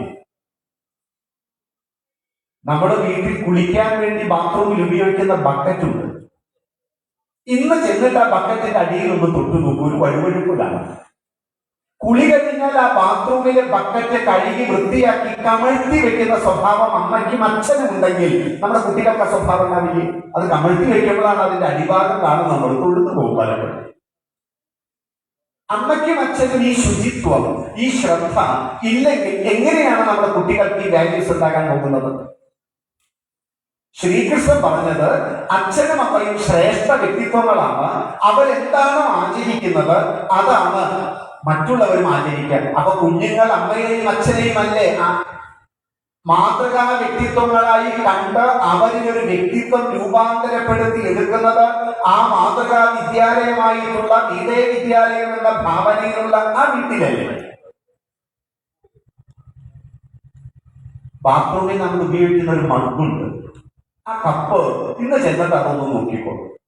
അതിനൊരു പിടിയിലെ അതിന്റെ ഇടയിലൊക്കെ ഒന്ന് നോക്കിക്കോളൂ. ബാത്റൂമിൽ നമ്മൾ കയറി കഴിഞ്ഞാൽ, ഉപയോഗം കഴിഞ്ഞാൽ ഈ മഗ് വൃത്തിയാക്കി വെക്കുന്ന സ്വഭാവം അമ്മയ്ക്കും അച്ഛനും ഉണ്ടെങ്കിൽ നമ്മുടെ കുട്ടികൾക്ക് സ്വഭാവം ഉണ്ടാവില്ലേ? നമ്മൾ ഉപയോഗിക്കുന്ന സോപ്പ് കുളി കഴിഞ്ഞാൽ വൃത്തിയാക്കി വെക്കുന്ന സ്വഭാവം അമ്മയ്ക്കും അച്ഛനും ഉണ്ടെങ്കിൽ നമ്മുടെ കുട്ടികൾക്ക് ഈ സ്വഭാവം ഉണ്ടാവില്ലേ? കുളിക്കാൻ ഉപയോഗിക്കുന്ന തോർത്ത് കുളി കഴിഞ്ഞാൽ വൃത്തിയാക്കി വെക്കുന്ന സ്വഭാവം അമ്മയ്ക്കും അച്ഛനും ഉണ്ടെങ്കിൽ നമ്മുടെ കുട്ടികൾക്ക് ഈ സ്വഭാവം ഉണ്ടാവില്ലേ? ഒരു വീടിന്റെ രണ്ടാമത്തെ വൃത്തിയുള്ള സ്ഥലം ആ വീടിന്റെ അടുക്കളയാണ്. അത് അടുത്ത ഭൂമിയുടെ അവകാശിയാണ്. അവിടെയാണ് എലിയും തേരട്ടയും പൂച്ചയും ഈച്ചയും തുടങ്ങി സർവ്വതും കാണാം. അവിടെ രാവിലെ വെച്ച ചായ വെച്ച ആ പാത്രം ഇപ്പോഴും ആ വാഷ് ബേസിൽ ഇപ്പോഴും കിടക്കുന്നുണ്ട്. അണിയിച്ചൊരുക്കിയ കുക്ക് ഇപ്പോഴും അവിടെ കിടക്കുന്നുണ്ട്. കഴിച്ച പഴത്തൊലി ഈച്ചയാർക്ക് ഇപ്പോഴും ആ അടുക്കളയിൽ കിടക്കുന്നുണ്ട്. അടുക്കള ഏറ്റവും വൃത്തിയായി സൂക്ഷിക്കുന്ന അമ്മയുടെയും അച്ഛന്റെയും മക്കൾക്ക് ഈ സ്വഭാവം ഉണ്ടാവില്ലേ? അടുക്കളയിലെ പച്ചക്കറിയും പലവ്യഞ്ജനങ്ങളും പാത്രങ്ങളും സർവ്വതും അട്ടക്കി ഒതുക്കി ഭംഗിയാക്കി അടുക്കള ഏറ്റവും വൃത്തിയായി സൂക്ഷിക്കുന്ന ഒരു അമ്മയുടെയും അച്ഛന്റെയും മക്കൾക്ക് ഈ ഒരു സംസ്കാരം ഉണ്ടാവില്ലേ? ഈ ഒരു മൂല്യം ഉണ്ടാവില്ലേ? ഭക്ഷണം കഴിക്കുമ്പോൾ ഒരു വറ്റ് പോലും പുറത്തു കളയാതെ ഭക്ഷണം കഴിക്കുന്ന അമ്മയുടെയും അച്ഛന്റെയും മക്കൾക്ക് ഈ സ്വഭാവം ഉണ്ടാവില്ലേ? ഭക്ഷണം വിളമ്പുമ്പോൾ ഒരു വറ്റ് പോലും പുറത്തു കളയാതെ ഭക്ഷണം വിളമ്പുന്ന അമ്മയുടെയും അച്ഛന്റെയും മക്കൾക്ക് ഈ സ്വഭാവം ഉണ്ടാവില്ലേ? നമ്മൾ നോക്കൂ, ആലോചിച്ചു നോക്കൂ. നമ്മുടെ ജീവിതത്തിൽ നിന്ന് നമ്മുടെ കുഞ്ഞുങ്ങൾക്ക് നമ്മൾ എന്താണ് പകർന്നു കൊടുത്തുകൊണ്ടിരിക്കുന്നത്? യദ്യഥാ ജലതി ശ്രേഷ്ഠഃ തത്തദേവേതരോചന സയ പ്രമാണം കുരുതേ ലോകസ്തദനുവർത്തതേ. ലോകം ഇത് അനുവർത്തിക്കും. അമ്മയും അച്ഛനും ചെയ്യുന്നതാണ് കുഞ്ഞുങ്ങൾ ചെയ്യുകയുള്ളൂ. അതുകൊണ്ട് അമ്മയും അച്ഛനും ഏതൊരു ശ്രദ്ധയോട് കൂടിയിട്ടാണോ ഈ ഒരു വിദ്യാഭ്യാസം വീട്ടിൽ കൊടുക്കുന്നത്, ഈ ആധ്യാത്മിക വിദ്യ എന്ന് പറഞ്ഞാൽ ശാശ്വത മൂല്യങ്ങളുടെ കൈമാറ്റമാണ്. നമ്മൾ വിചാരിച്ചിരിക്കുന്നത് ആധ്യാത്മിക വിദ്യ എന്ന് പറഞ്ഞാൽ കുറെ ഭസ്മം ധരിച്ച്, കുറെ ചന്ദനം തൊട്ട്, കുറെ പൊട്ടു തൊട്ട്, രാവിലെ വൈകുന്നേരം കുളിച്ച്, ഭഗവാനെ നാമം ചൊല്ലി, ഇതൊക്കെ ഇരിക്കുന്നത് മാത്രമല്ല ആധ്യാത്മിക വിദ്യ. ശാശ്വത മൂല്യങ്ങൾ ജീവിതത്തിൽ അനുവർത്തിക്കുന്നതാണ്. ശുചിയായി വൃത്തിയായി നടക്കുന്നതിലാണ്. നമ്മുടെ വീടും പരിസരവും വൃത്തിയാക്കുന്നതിലാണ്. അതുകൊണ്ട് നമ്മുടെ വീടുകൾ എന്ന് പറയുന്ന മഹാവിദ്യാലയത്തിൽ പഠിക്കുന്ന മക്കളുടെ മുമ്പിലുള്ള ആചാര്യന്മാരാണ്, ശ്രേഷ്ഠന്മാരാണ് അമ്മയും അച്ഛനും. ഈ ബോധം വിവാഹം കഴിയുന്ന ആൺകുട്ടിക്കും പെൺകുട്ടിക്കും ഉണ്ടോ? ആ ബോധം ഉണ്ടാക്കിയെടുത്തിട്ടാണോ അമ്മയും അച്ഛനും മക്കളെ വിവാഹം കഴിപ്പിച്ചയക്കുന്നത്? ആധ്യാത്മിക പഠനം എന്ന് പറയുന്നത് ശാശ്വത മൂല്യങ്ങൾ ജീവിതത്തിൽ അനുവർത്തിക്കുകയാണ്. അങ്ങനെയാണെങ്കിൽ ശ്രേഷ്ഠ വ്യക്തിത്വങ്ങളായ അമ്മയുടെയും അച്ഛന്റെയും ജീവിതത്തിലല്ലേ മാറ്റങ്ങൾ വരുന്നത്? നമ്മൾ കുട്ടികളിൽ മാറ്റം വരുത്താൻ ശ്രമിക്കുമ്പോൾ നമ്മുടെ ജീവിതത്തിൽ ആ മാറ്റം വരുത്തണ്ടേ? അങ്ങനെ നമ്മൾ നല്ല ഒരു പാരന്റ് ആവണ്ടേ? എനിക്കറിയാവുന്ന ഒരു വിദ്യാലയത്തിൽ, എനിക്ക് പരിചയമുള്ള ഒരു വിദ്യാലയത്തിൽ അവിടെ ജോലി ചെയ്തുകൊണ്ടിരുന്നപ്പോൾ ആ വിദ്യാലയത്തിൽ ഒരു മുസ്ലിം പെൺകുട്ടിയുണ്ട്. നല്ല മിടുക്കി. രാമായണമൊക്കെ ചൊല്ലുന്നത് കേട്ടാൽ നമ്മൾ അത്ഭുതപ്പെട്ടു. മാത്രമല്ല, ആ വിദ്യാലയത്തിൽ പലപ്പോഴും രാമായണ പാരായണത്തിന്റെ മത്സരം നടക്കുന്ന സമയത്ത് പലപ്പോഴും ഒന്നാം സ്ഥാനം ഈ കുട്ടിക്ക്. അത്ര മിടുക്കി. ഈ റമദാൻ നൊയമ്പൊക്കെ വരുന്ന സമയത്ത് ഈ കുഞ്ഞുങ്ങൾ ഭക്ഷണമൊക്കെ കഴിക്കാതെ ഇരിക്കുമ്പോൾ ഞാൻ അവരുടെ അടുത്ത് പോയി സംസാരിക്കാറുണ്ട്. അപ്പൊ ഞാൻ ഈ മുസ്ലിം പെൺകുട്ടിയോട്, അവള് 10ാം ക്ലാസ്സിൽ പഠിക്കുന്ന സമയത്ത് ഞാൻ ഈ കുട്ടിയോട് ചോദിച്ചു, മോളെ ഈ ഖുറാൻ ഉണ്ടോ വീട്ടില് എന്ന് ചോദിച്ചു. അപ്പൊ കുഞ്ഞനോട് പറഞ്ഞു, ഖുറാൻ ഉണ്ട് സാർ. നീ ഖുറാൻ പഠിച്ചിട്ടുണ്ടോ? ഉണ്ട്. അല്ല മോളെ, ഈ ജീവിത വൃത്തിയെ കുറിച്ച്, ജീവിത നിയമങ്ങളെ കുറിച്ചൊക്കെ മുഹമ്മദ് നബി പ്രവാചകൻ നമ്മളെ പഠിപ്പിച്ച ഹദീസുകൾ ഉണ്ടല്ലോ മോളെ, ഈ ഹദീസുകൾ നീ പഠിച്ചിട്ടുണ്ടോ? ഉണ്ട് സർ. എന്റെ കുട്ടിക്കാലം, ഞാൻ വളരെ ചെറിയ ക്ലാസ്സിൽ പഠിക്കുന്ന കാലം മുതൽ എന്റെ അമ്മയും അച്ഛനും ഇത് പഠിക്കണമെന്ന് നിർബന്ധിച്ച് ഞങ്ങളെ പഠിപ്പിക്കാറുണ്ട് സർ. ഞങ്ങൾ പള്ളിയിൽ പോയി അത് പഠിച്ചിട്ടുണ്ട്, ഇപ്പോഴും വായിക്കുന്നുണ്ട്. വളരെ നല്ലത്. അതേ വിദ്യാലയത്തിൽ 10ാം തരത്തിൽ പഠിക്കുന്ന ഒരു ക്രിസ്ത്യൻ പെൺകുട്ടിയോട് ഞാൻ ചോദിച്ചു ഒരു ദിവസം, മോളെ വീട്ടിൽ ബൈബിൾ ഉണ്ടോ?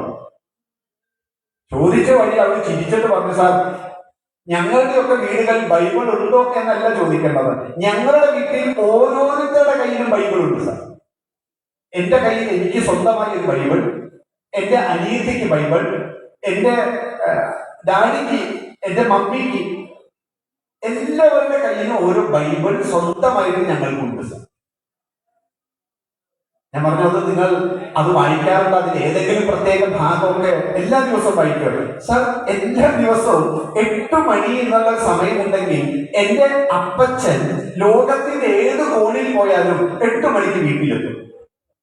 അമ്മച്ചി എന്തൊക്കെ സീരിയൽ ഉണ്ടെങ്കിലും, എന്തൊക്കെ ഹൈസ്കൂളിൽ പഠിച്ചവരെ ഗ്രൂപ്പിൽ ചാറ്റിംഗ് ഉണ്ടെങ്കിലും, എന്തൊക്കെ അടുക്കള പണിയുണ്ടെങ്കിലും എന്റെ അമ്മച്ചി 8 മണിക്കുള്ളിൽ എല്ലാം തീർത്ത് എല്ലാവരും ഒരുമിച്ച് നിർബന്ധമായിട്ടും എല്ലാ ദിവസവും, ഞായറാഴ്ചയ്ക്ക് പ്രത്യേകതയില്ല, വെള്ളിയാഴ്ചയ്ക്ക് പ്രത്യേകതയില്ല, എല്ലാ ദിവസവും ഞങ്ങൾ 8 മണി ഉണ്ടെങ്കിൽ ഞങ്ങൾ പ്രാർത്ഥിക്കും സാർ. ബൈബിളിലെ ഒരു ഭാഗം ഞങ്ങൾ വായിക്കും സാർ. ഞാൻ ചോദിച്ചു, ശുദ്ധ വേദാന്ത ഉപനിഷത്ത് സാര സർവസ്വം എന്ന് പറയാവുന്നതാണ് ഭഗവാൻ യേശുദേവന്റെ ഗിരിപ്രഭാഷണങ്ങൾ. അത് വായിച്ചിട്ടുണ്ടോ? ഉണ്ടോ? ഞങ്ങൾ അതൊക്കെ പഠിച്ചിട്ടുണ്ട് സാർ. വളരെ നന്നായി പോകാൻ. +1 പഠിക്കുന്ന ഒരു ഹിന്ദു പെൺകുട്ടിയോട് ഞാൻ ചോദിച്ചു, മോളെ രാമായണം വായിക്കാറുണ്ടോ? രാമായണ പുസ്തകമുണ്ടോ വീട്ടില്? രാമായണം. അപ്പൊ എനിക്ക് തോന്നി ഞാൻ എന്തോ യഥാർത്ഥം ചോദിച്ചു. മഹാഭാരതം ഉണ്ടോ മോളെ? അതെന്താ സാർ? ഭഗവത്ഗീത ഒരു ചെറിയ പുസ്തകമല്ലേ സാർ? അതെ. അത് ഞാൻ എവിടെയോ കണ്ടിട്ടുണ്ടല്ലോ. എപ്പോഴൊക്കെ? ഭഗവാൻ ശ്രീകൃഷ്ണനോട് അപാരമായ ഭക്തി. ഉണ്ണിക്കണ്ണനെ കാണാത്ത ദിവസങ്ങളില്ല. എന്നാൽ ആ ഭഗവാൻ കാച്ചിക്കുറുക്കിയ വാക്കുകളോടുകൂടി 2800 വരികളായി 700 ശ്ലോകങ്ങളായി നമുക്ക് സമ്മാനിച്ച വേദം എന്താണോ, ആ വേദത്തിന്റെ സർവസ്വവും ചേർന്നിട്ടുള്ള ഈ ഒരു ഭഗവത്ഗീത നമ്മുടെ വീട്ടിൽ ഇല്ല. ഭഗവാൻ നമ്മളെ പഠിപ്പിച്ച ഭഗവത് വാണികൾ നമ്മുടെ വീട്ടിലില്ല. ഉണ്ണിക്കണ്ണന്റെ മുമ്പിൽ അങ്ങനെ സാഷ്ടാംഗം വീണ് കരഞ്ഞ് പ്രാർത്ഥിക്കുന്നത് കണ്ടാൽ ഭഗവാൻ തന്ന ഉപദേശങ്ങൾ അടങ്ങുന്ന ഭഗവത്ഗീത നമ്മുടെ വീട്ടിലില്ല. നമ്മൾ തൊട്ടിട്ടില്ല, കണ്ടിട്ടില്ല, വായിച്ചിട്ടില്ല, മക്കളെ പഠിപ്പിച്ചിട്ടില്ല, വീട്ടിൽ പാരായണമില്ല. ഭക്തിയോ അപാരമായ ഭക്തി. ക്ഷേത്രത്തിൽ ആളുകളുടെ എണ്ണം കൊണ്ട് നടക്കാൻ പറ്റുന്നില്ല. ഈ ഭക്തി എന്താ ശരിക്കും? എന്താണോ ഭഗവാൻ പറഞ്ഞത്, എന്താണോ ഭഗവാൻ തന്റെ ജീവിതത്തിലൂടെ, രൂപത്തിലൂടെ, തന്റെ പ്രവൃത്തിയിലൂടെ നമ്മളെ പഠിപ്പിച്ചത്, ഈ പഠിപ്പിച്ച ഓരോന്നുമായി താതാത്മ്യപ്പെടുക, ഭക്തനും ഭഗവാനും ഒന്നായി തീരുന്നത് പോലെ ജീവിക്കുക, ഭഗവാന്റെ ഉപദേശങ്ങൾക്കനുസരിച്ച് ജീവിതത്തെ കരുപിടിപ്പിക്കുക, അതിനനുസരിച്ച് മക്കളെ രൂപപ്പെടുത്തുക. നമ്മുടെ ജീവിതത്തിൽ അത്തരം ജീവിത ഉപദേശങ്ങൾക്ക് അനുസരിച്ച് നമ്മുടെ ജീവിതത്തെ ചിട്ടപ്പെടുത്തുക. ഇതൊന്നും ചെയ്യാതെ രാവിലെ വൈകുന്നേരം വന്ന് ഭഗവാന്റെ മുന്നിൽ കയ്യിൽ കൂപ്പി തൊഴുതു പോയാൽ, എനിക്ക് എന്റെ അമ്മയോട് ഭയങ്കര ഭക്തിയാട്ടോ, പക്ഷെ എന്റെ അമ്മ പറയുന്നതൊന്നും ഞാൻ ചെയ്യില്ല. എനിക്ക് എന്റെ അച്ഛനോട് വലിയ ബഹുമാനാണ്, പക്ഷെ അച്ഛൻ പറയുന്ന ഒന്നും ഞാൻ ചെയ്യില്ല കേട്ടോ. എനിക്ക് ശ്രീകൃഷ്ണനോട് അപാരമായ ഭക്തിയാണ്, പക്ഷെ ഭഗവാൻ പറഞ്ഞൊന്നും ഞാൻ ചെയ്യില്ല. ഭഗവാൻ പറഞ്ഞൊരു പുസ്തകത്തെ, ഭഗവാന്റെ ജീവചരിത്രം, യൗവനാവസ്ഥയിലുള്ള ജീവചരിത്രമാണ് മഹാഭാരതം. ഒരിക്കലെങ്കിലും മഹാഭാരതം ഒന്ന് വായിച്ചോ? ഇല്ല. ഇനി ഭഗവാന്റെ കുട്ടിക്കാലത്തെ ലീലകളാണ് ഭാഗവതം. ഒരിക്കലെങ്കിലും ഭാഗവതം ഒന്ന് ആദ്യാവസാനം ഒരു പ്രാവശ്യമെങ്കിലും പദ്യത്തോട്ടെ ഗദ്യം ഒന്ന് വായിച്ചോ? ഇല്ല. ഭക്തിയോ പറഞ്ഞാതിരില്ല. ഒരു ഭക്തിയെന്നറിയോ? കുട്ടികളുടെ മുന്നിൽ മാതൃകാ വ്യക്തിത്വങ്ങളായ അമ്മയും അച്ഛനും അവരവരുടെ ജീവിതത്തിലൂടെ കുട്ടികളുടെ മുന്നിൽ മാതൃകാ വ്യക്തിത്വങ്ങളായി ജീവിച്ച് കാണിച്ചു കൊടുക്കുമ്പോഴാണ് കുട്ടികൾക്ക് ശാശ്വത മൂല്യങ്ങൾ ലഭിക്കുക. ഇതിന്റെ പേര് ആധ്യാത്മിക വിദ്യ. ആധ്യാത്മിക പഠനം എന്ന് പറയുന്നത് കുട്ടികളിൽ വാല്യൂസ് ഉണ്ടാക്കല, മൂല്യങ്ങൾ ഉണ്ടാക്കുക. ഈ മൂല്യങ്ങൾ എപ്പോ ഉണ്ടാക്കും? വലുതായിട്ടാണോ? അല്ല. പ്രഹ്ലാദൻ പറയും, കൗമാരേ ആചരേ പ്രാജ്ഞോ ധർമാൻ ഭാഗവതാനിഹ എന്ന് പ്രഹ്ലാദൻ പറയും. ഈ ഭാഗവത ധർമ്മങ്ങളിലെ ഭഗവത് കഥകളിലെ അത് കുട്ടിക്കാലത്ത് കുട്ടികളെ പഠിപ്പിക്കണല്ലോ. അതിന്റെ കുട്ടിക്കാലത്ത് ആധ്യാത്മിക വിദ്യ, ഈ ഭഗവത് കഥകള്, ഭഗവാന്റെ കഥകള്, ഭാഗവതം, രാമായണം, മഹാഭാരതം, ഇതൊക്കെ എന്തിനാ കുട്ടിക്കാലത്ത് പഠിക്കുന്നത്? കുട്ടിക്കാലത്ത് ആധ്യാത്മിക വിദ്യ പഠിച്ചില്ലെങ്കിൽ പ്രായമായാൽ നമുക്ക് ഒരിക്കലും നമ്മുടെ ഇന്ദ്രിയങ്ങളെ പോലും നമ്മളുടെ ചൊൽപ്പടിക്ക് നിർത്താൻ പറ്റാതെ വരും. അത് ഈ വയസ്സാവുന്ന ചില ഇളക്കങ്ങളൊക്കെ കണ്ടിട്ടില്ലേ പലർക്കും. കുട്ടിക്കാലത്ത് ആധ്യാത്മിക വിദ്യ പഠിച്ചില്ലെങ്കിൽ വയസ്സാകുമ്പോൾ നമുക്ക് നമ്മുടെ ഇന്ദ്രിയങ്ങളെ പിടിച്ചു നിർത്താൻ പറ്റാതെ വരും. അതുകൊണ്ട് വിവരമുള്ളവർ കുട്ടിക്കാലത്ത് കുട്ടികൾക്ക് ആധ്യാത്മിക വിദ്യ പഠിപ്പിക്കണം. ഈ സംസ്കാരം കുട്ടിക്കാലത്ത് കിട്ടിയാൽ ഒരു പക്ഷേ ഒന്ന് വഴിതെറ്റിയാലും തിരിച്ചു വരും. അതുകൊണ്ട് ദയവ് ചെയ്ത് കുട്ടികളെ കുട്ടിക്കാലത്ത് ആധ്യാത്മിക വിദ്യകൾ നമ്മൾ പഠിപ്പിക്കണേ. അങ്ങനെ പഠിപ്പിക്കണമെങ്കിൽ അമ്മയ്ക്കും അച്ഛനും ഇതിനെ കുറിച്ചൊരു ധാരണ വേണ്ടത്. അമ്മയുടെയും അച്ഛന്റെയും സ്ഥിതി എന്തായിപ്പോ? എനിക്കറിയാവുന്ന ഒരു മുസ്ലിം വീട്ടില് ഞാൻ താമസിച്ചിട്ടുണ്ട്. ആ മുസ്ലിം വീട്ടിൽ താമസിക്കുന്ന സമയത്ത് രാവിലെ എഴുന്നേറ്റ് കഴിഞ്ഞാൽ നമ്മൾ നോക്കുമ്പോൾ ആ വീട്ടിൽ അവിടുത്തെ ബാപ്പ, കുട്ടികളുടെ അച്ഛൻ രാവിലെ പള്ളിയിലേക്ക് നിസ്കരിക്കാൻ പോയി. അവിടുത്തെ ഉമ്മ കൃത്യം 6 മണിക്ക് അവരുടെ നിസ്കാരം ആരംഭിച്ചു. കുട്ടികൾ അവരുടേതായ വ്യാപാരങ്ങളിൽ ഒക്കെ ഓരോ കാര്യങ്ങളിൽ വ്യാപൃതരുമാണ്. ഒരു മുസ്ലിം വീട്ടില്, ക്രിസ്ത്യൻ വീട്ടിൽ ഞാൻ താമസിച്ചിട്ടുണ്ട്. ആദ്യത്തെ കുർബാനയ്ക്ക് ഈ അമ്മ എഴുന്നേറ്റ് പോകും. 5:30 മണിക്ക് എഴുന്നേറ്റ് പോകും ഈ അമ്മച്ചി. ആ വീട്ടിൽ കുട്ടികളുടെ അച്ഛൻ, അമ്മച്ചി ആദ്യത്തെ കുർബാന കഴിഞ്ഞ് വന്നാൽ 2ാമത്തെ കുർബാനയ്ക്ക് ആ വ്യക്തി, ആ വീട്ടിലെ ഡാഡി, അദ്ദേഹം പോകും. ഈ കുഞ്ഞുങ്ങൾ അതിനനുസരിച്ച് അമ്മയും അച്ഛനും ചെയ്യുന്നത് കണ്ട് കണ്ട് കണ്ട് അവർ പഠിക്കുകയാണ്. ഹിന്ദു വീടുകളിൽ, 100 കണക്കിന് ഹിന്ദു വീടുകളിൽ ഞാൻ താമസിച്ചിട്ടുണ്ട്. കഷ്ടം, വിഷമം തോന്നും കണ്ടാൽ. രാവിലെ എഴുന്നേറ്റൊന്ന് കുളിക്കാൻ പറ്റാത്ത അമ്മ, അച്ഛൻ. രാവിലെ എഴുന്നേറ്റാൽ ക്ഷേത്ര ദർശനം ചെയ്യാൻ പോലും പറ്റാത്ത അമ്മ, അച്ഛൻ. കയ്യിൽ ഇത്രയും നീളത്തിലൊരു മൊബൈൽ തോണ്ടിക്കൊണ്ട് അച്ഛൻ ഒരു കട്ടചായയും കുടിച്ച് പത്രവും വായിച്ച് മൊബൈൽ നോക്കി അവിടെ ഇരിക്കുന്നുണ്ടാവും. അമ്മ ഒരു കുറ്റിച്ചൂലെടുത്ത് മുറ്റത്തങ്ങോട്ട് തുടങ്ങി. രാവിലെ എഴുന്നേറ്റ് വരുന്ന കുട്ടികൾ കാണുന്ന ചിത്രങ്ങളാണ് ഇതെല്ലാം. നോക്കൂ, നമ്മുടെ കുട്ടികൾ നന്നാകാൻ വല്ല സാധ്യതയുണ്ടോ? നമ്മുടെ കുട്ടികൾ നന്നാകണമെങ്കിൽ വീടെന്ന് പറയുന്ന മഹാവിദ്യാലയത്തിലെ അമ്മയും അച്ഛനും എന്ന് പറയുന്ന ശ്രേഷ്ഠ വ്യക്തിത്വങ്ങൾ അവരുടെ ധർമ്മം എന്താണെന്ന് തിരിച്ചറിയണം. അപ്പോഴാണ് ഒരാൾ പറഞ്ഞത്, ഞങ്ങൾക്ക് സ്വാതന്ത്ര്യമൊക്കെ വേണ്ടേ?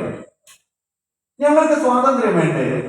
ഞങ്ങൾ വിവാഹം കഴിച്ചത് സ്വതന്ത്രമായി സ്വാതന്ത്ര്യത്തോടു കൂടി ജീവിക്കാനാണ്.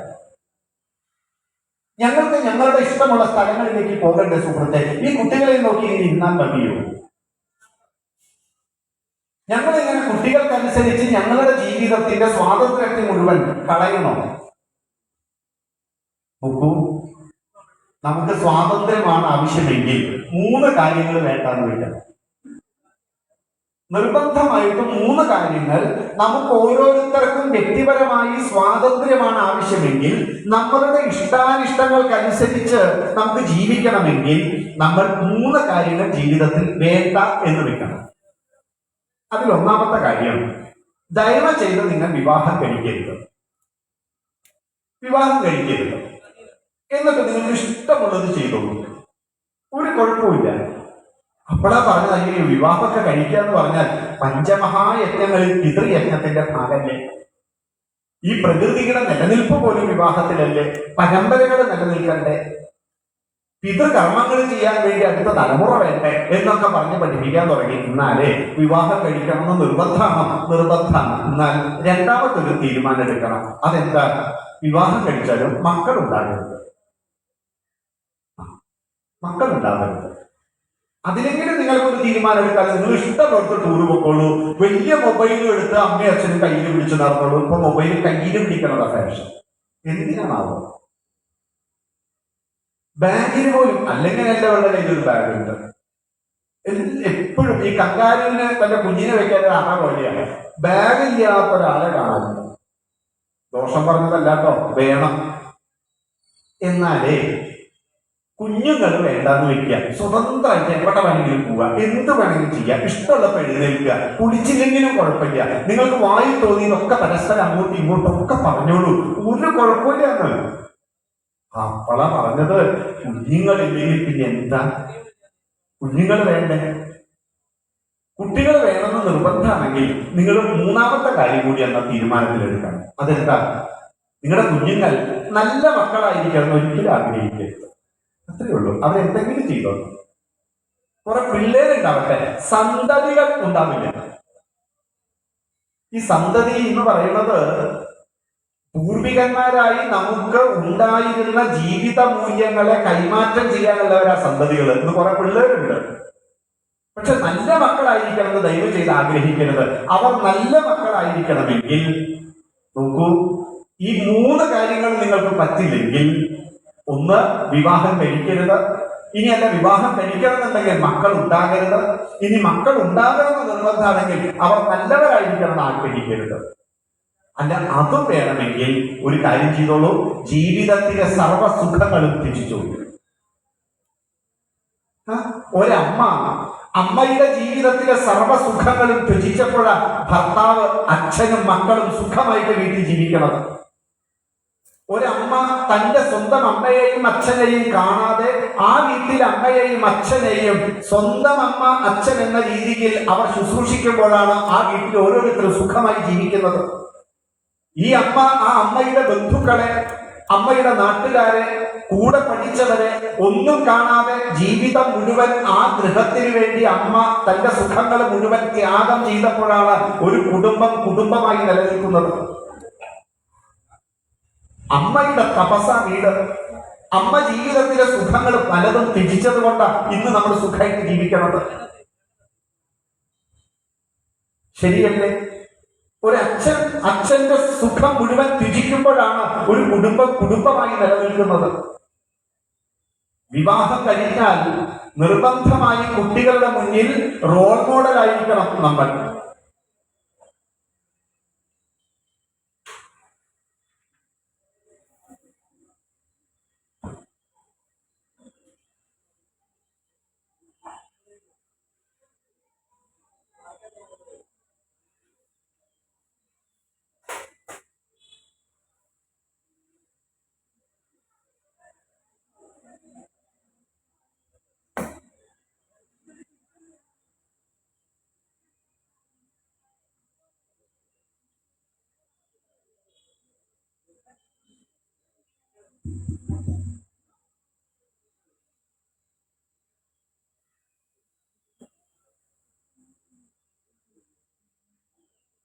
അതുകൊണ്ട് പറഞ്ഞു വന്നത്, ആധ്യാത്മിക പഠനം എന്ന് പറയുന്നത് അമ്മയുടെയും അച്ഛന്റെയും ശ്രദ്ധയിലാണ്, തപസ്സിലാണ്, വീടുകളിലാണ് ആധ്യാത്മിക വിദ്യ പഠിപ്പിക്കുക. വീണ്ടും മനസ്സിലാക്കുക, ആധ്യാത്മിക വിദ്യ എന്ന് പറഞ്ഞാൽ ശാശ്വത മൂല്യങ്ങൾ കൈമാറ്റമാണ്. അതുകൊണ്ട് കുട്ടിക്കാലത്ത് കുട്ടികൾക്ക് ഈ ശാശ്വത മൂല്യങ്ങളെ നൽകണം. അത് നൽകേണ്ടത് അമ്മയും അച്ഛനുമാണ്. ഇത് അമ്മയുടെ മാത്രം പണിയല്ല. അച്ഛനും ധാർമ്മികമായി ഇതിൽ പങ്കുണ്ട്. ഈ പങ്ക് അമ്മയും അച്ഛനും വഹിച്ചാൽ നമ്മുടെ കുട്ടികൾ ഏറ്റവും ശ്രേഷ്ഠരായിരിക്കും. അതിന് ഒറ്റ കാര്യം കൂടി പറഞ്ഞിട്ട് ഞാൻ അവസാനിപ്പിച്ചോളാം. നോക്കൂ, ഈ ക്ഷേത്രത്തിലെ പ്രതിഷ്ഠ ദേവത സാക്ഷാൽ ശ്രീകൃഷ്ണ ഭഗവാനാണ്. ടീനേജിന് തൊട്ടു മുമ്പുള്ള കൃഷ്ണനാ. ടീനേജ് എത്തിയിട്ടില്ല. ടീനേജിന് തൊട്ടു മുമ്പുള്ള കൃഷ്ണൻ നമ്മളോട് പറഞ്ഞ കുറേ കാര്യങ്ങളുണ്ട്. ടീനേജിന് ശേഷമുള്ള കൃഷ്ണനും പറഞ്ഞ കുറെ കാര്യങ്ങളുണ്ട്. ഈ പറഞ്ഞ കാര്യങ്ങളെ നമ്മൾ ഒന്ന് ശ്രദ്ധയോടെ നോക്കുക. എന്താണ് ഭഗവാൻ നമ്മളെ പഠിപ്പിച്ചത്? ഭഗവാൻ ശ്രീകൃഷ്ണൻ നമ്മളെ പഠിപ്പിച്ച ഏറ്റവും വലിയ പാഠം, ദൈവിക ഗുണങ്ങളിൽ ഒന്നാമത്തെ ദൈവിക ഗുണം ഭഗവാൻ പറയുന്നത് അഭയം ആണ്. ഭയമില്ലാതിരിക്കുക. ഭഗവത്ഗീതയിലെ 16-ാം അധ്യായം ദൈവാസുര സമ്പദ് വിഭാഗ യോഗമാണ്. ദൈവികവും ആസുരികവുമായ ഗുണങ്ങളെ കുറിച്ച് ഭഗവാൻ വിശദീകരിക്കുന്ന സമയത്ത് ദൈവിക ഗുണങ്ങളിൽ ഒന്നാം സ്ഥാനം കൊടുത്തത് അഭയം എന്നുള്ളതാണ്. പറയുന്നുണ്ട്, അഭയം സത്വസംശുദ്ധി ജ്ഞാനയോഗ വ്യവസ്ഥിതി ദാനം തമശ്ച യജ്ഞശ്ച സ്വാധ്യായസ്തപ ആർജവം അഹിംസ സത്യമക്രോധ എന്ന് പറഞ്ഞ് 26 ദൈവിക ഗുണങ്ങളെ വിശദീകരിക്കുന്നുണ്ട്. അതിൽ ഒന്നാമത്തെ ദൈവിക ഗുണം അഭയം എന്നുള്ളതാണ്. നമ്മുടെ മക്കൾ ഭയമില്ലാത്തവരായിരിക്കണം. പക്ഷെ നമ്മൾ ചെയ്യുന്ന ഒരു വലിയ ക്രിമിനൽ കുറ്റം എന്താണെന്നറിയോ? ഈ കുഞ്ഞുങ്ങൾ അവരെ കുട്ടിക്കാലം മുതൽ ഭയപ്പെടുത്താൻ തുടങ്ങും. ഭക്ഷണം കഴിച്ചില്ലെങ്കിൽ കോക്കാഴ്ച വരും. ഇനിയും പറഞ്ഞത് കേട്ടില്ലെങ്കിൽ സന്യാസിക്ക് പിടിച്ചു കൊടുക്കും. വേഗം ഉറങ്ങിയില്ലെങ്കിൽ കുറുക്കണ്ടൊന്ന് എടുത്തിട്ട് പോകും. കൊച്ചു കുട്ടിയുടെ മനസ്സിൽ നമ്മൾ ഭയം ജനിപ്പിക്കുകയാണ്. ഒരു ഭയവും കൂടാതെ ജീവിക്കുന്ന കുട്ടികളാണ് ദൈവിക ഗുണങ്ങളിൽ ഒന്നാമത്തതെന്ന് നമ്മുടെ ഭഗവാൻ നമ്മളോട് പറഞ്ഞിട്ടും നമ്മൾ മക്കളെ ഭയപ്പെടുത്തുക. അല്ലെങ്കിലും സ്നേഹമുള്ളവരെ മുഴുവൻ വടക്ക് പറയുക, അവരോട് ദേഷ്യപ്പെടുക, ഇത് മനുഷ്യന്റെ സഹജ സ്വഭാവമാണ്. ഭർത്താവ് പറഞ്ഞു, ഞാൻ ഇന്ന് 6:30 മണിക്ക് വരാം, നമുക്ക് 7 മണിക്കുള്ള സിനിമയ്ക്ക് പോകാം എന്ന് പറഞ്ഞു. പതിവില്ലാതെ ഭർത്താവ് അത് പറഞ്ഞപ്പോൾ വല്ലാത്ത സന്തോഷം തോന്നിയിട്ടുള്ള ഈ ഭാര്യ അണിഞ്ഞൊരുങ്ങി 6 മണിക്ക് കാത്തു നിന്നു. 6:30 അദ്ദേഹം വരും. 6:15 ഒന്നും കൂടി ഫോൺ വിളിച്ചു. അപ്പൊ ഭർത്താവ് പറഞ്ഞു, നീ പേടിക്കണ്ട, ഞാൻ വേഗം വരാം. 6:30 മണിയായി, ഭർത്താവിനെ കണ്ടില്ല. ഏതായാലും 5 മിനിറ്റ് കൊണ്ട് വരുമല്ലോ. അവരുടെ ഉള്ളിൽ സിനിമയ്ക്ക് പോകാനുള്ള സന്തോഷമുണ്ട്. പക്ഷെ 6:45 അദ്ദേഹത്തെ കാണാനില്ല. ഉടനെ തന്നെ ഫോൺ വിളിച്ചു, സ്വിച്ച് ഓഫ്. 6:50 വീണ്ടും ഫോൺ വിളിച്ചു, സ്വിച്ച് ഓഫ്. പതുക്കെ പതുക്കെ മനസ്സിൽ ഉദ്വേഗം വരാൻ തുടങ്ങി. ഭർത്താവിന്റെ ഏറ്റവും അടുത്ത കൂട്ടുകാരെ വിളിച്ചപ്പോൾ അവർ പറഞ്ഞു, ഞങ്ങളൊന്ന് വിളിച്ചു നോക്കട്ടെ എന്ന് പറഞ്ഞ് അവർ വിളിച്ചു നോക്കിയപ്പോഴും സ്വിച്ച് ഓഫ്. 7:30 8 മണിയായി, 9 മണിയായി. ഇവർക്ക് വല്ലാത്ത വിഷമായി തുടങ്ങി, കരയാൻ തുടങ്ങി. എന്തോ സംഭവിച്ചിട്ടുണ്ട്, അരുതാത്തത് എന്തോ സംഭവിച്ചു എന്നുള്ള ഭയം കൊണ്ട് അവരങ്ങനെ വീട്ടിൽ വിഷമിച്ചിരിക്കെ 9:30 മണിയായപ്പോൾ വീട്ടിലെ കോളിംഗ് ബെല്ല് അമർന്നു. അതിന്റെ ശബ്ദം കേട്ടു. വളരെ ഉദ്വേഗത്തോടുകൂടി അവർ ചെന്ന് വാതിൽ തുറന്നപ്പോൾ 70 mm ക്ലോസപ്പ് പുഞ്ചരിയുമായി ഭർത്താവിതാ മുമ്പിൽ. നിങ്ങളാണെങ്കിൽ എങ്ങനെയാണ് പെരുമാറാൻ പോണത്? എന്തോ സംഭവിച്ചു എന്ന് വിചാരിച്ച് ഭയപ്പെട്ടിരുന്ന ഭർത്താവിതാ ജീവനോടുകൂടി മുമ്പിൽ. നഷ്ടപ്പെട്ടു പോയോ എന്ന് വിചാരിച്ചു കൊണ്ടിരുന്ന ഭർത്താവിതാ ജീവനോടുകൂടി മുമ്പിൽ. ഏതൊരാളെ കുറിച്ചാണ് നമ്മൾ ഇത്ര നേരം വിഷമിച്ചു കൊണ്ടിരുന്നത്, ആ ആൾക്ക് യാതൊരു കുഴപ്പമില്ലാതെ നമ്മുടെ മുമ്പിൽ ജീവനോടുകൂടി. നമ്മൾ ഇനി എങ്ങനെയാണ് പെരുമാറാൻ പോകുന്നത്? ഇവിടെ പറയാൻ കൊള്ളൂ? ഇല്ല. നമുക്ക് സന്തോഷമായില്ലേ? ഉണ്ട്. സന്തോഷത്തെ ഇപ്പൊ എങ്ങനെയാ നമ്മൾ കാണിക്കാൻ പോകുന്നത്? ദേഷ്യപ്പെട്ടിട്ടാണ്. അതാണ് ലോകത്തിൽ സന്തോഷം വന്നാലും ദേഷ്യപ്പെടുന്ന ഒരേ ഒരു ജീവി മനുഷ്യനാണ്. നോക്കൂ, നമുക്ക് എല്ലാവർക്കും ഇഷ്ടപ്പെട്ട പക്ഷി തത്തയാണ്. തത്ത വലിയ ഇഷ്ടമാണ് എല്ലാവർക്കും. ഒരു കാലത്ത് തത്ത വീട്ടിലുണ്ടെങ്കിൽ വലിയ ഡിഗ്രി ആയിരുന്നു. തത്തയോട് വലിയ ഇഷ്ടം. തത്ത നമ്മുടെ ശബ്ദത്തിൽ സംസാരിക്കും, വലിയ ശബ്ദങ്ങൾ ഉണ്ടാക്കി നമ്മളെ വിളിക്കും. നോക്കൂ, ഈ തത്തയ്ക്ക് ഏറ്റവും പേടി എന്തിനാണെന്നറിയോ? പൂച്ചയാണ്. പൂച്ച എന്ന് കേട്ടാൽ തത്തയ്ക്ക് പേടിയാണ്. തത്തയ്ക്ക് ഏറ്റവും ഭയം പൂച്ചയാണ്. ശരി, തത്തയെ ഏറ്റവും കൂടുതൽ ഇഷ്ടമുള്ള നമ്മൾ തത്തയുടെ അടുത്ത് പോയിട്ട് ഏറ്റവും കൂടുതൽ പറയുന്ന തത്തമ്മേ പൂച്ച പൂച്ച. ആ പാവം ചിറകിട്ടടിച്ച് തൂവല് പൊഴിച്ച് ആ കൂടിന്റെ ഒരറ്റത്തെ ഭയപ്പെട്ട് പതുങ്ങിയിരിക്കുമ്പോ നമുക്കൊരു സന്തോഷം. ഇത് എവിടെ നിന്ന് കിട്ടിയ സ്വഭാവം? നമുക്ക് എവിടെ നിന്നാണ് നമുക്ക് ഈ സ്വഭാവം കിട്ടിയത്? നമുക്ക് ഇഷ്ടപ്പെട്ടവരെ മുഴുവൻ ഭയപ്പെടുത്തുക, വഴക്ക് പറയുക, ദേഷ്യപ്പെടുക ഒക്കെ പോട്ടെ. നമുക്ക് നമ്മുടെ മക്കളെ വലിയ ഇഷ്ടമല്ലേ? അതെ. കണ്ണിലെ കൃഷ്ണമണി പോലെയല്ലേ മക്കളെ വളർത്തുന്നത്? അതെ.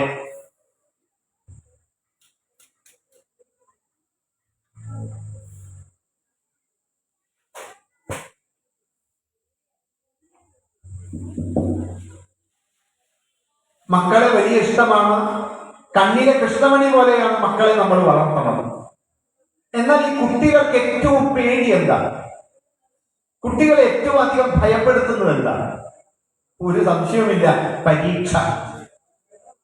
നമ്മൾ ഏറ്റവും അധികം കുട്ടികളോട് പറയുന്നതല്ല, പരീക്ഷ ഇങ്ങ് വരട്ടെ, പരീക്ഷയാണ് വരുന്നത്, പരീക്ഷയ്ക്ക് നിനക്ക് മാർക്ക് കുറഞ്ഞാൽ, പരീക്ഷയ്ക്ക് A+ കിട്ടിയില്ലെങ്കിൽ നിന്നെ ശരിയാക്കി തരും എന്ന് പറഞ്ഞ പരീക്ഷ എന്നുള്ള വാക്കും പറഞ്ഞുകൊണ്ട് കൊച്ചു കുട്ടിയായിരിക്കുന്ന സമയത്ത് ഈ കുട്ടികളെ ഭയപ്പെടുത്തി. ഇപ്പോൾ കുട്ടികൾക്ക് മുതിർന്നപ്പോൾ പരീക്ഷ എന്ന് കേട്ടാൽ കുട്ടികൾക്കൊക്കെ ബോധം പോയി. പരീക്ഷ ഭയം, പരീക്ഷ വന്നാൽ വിഷാദ രോഗം, പരീക്ഷയ്ക്ക് മാർക്ക് കുറയുന്ന ഭയം ആത്മഹത്യ. പരീക്ഷ എന്നുള്ളത് ഈ കുഞ്ഞുങ്ങളെ ഭയപ്പെടുത്തിയത് ആരാണ്? അമ്മ, അച്ഛൻ, അധ്യാപകൻ.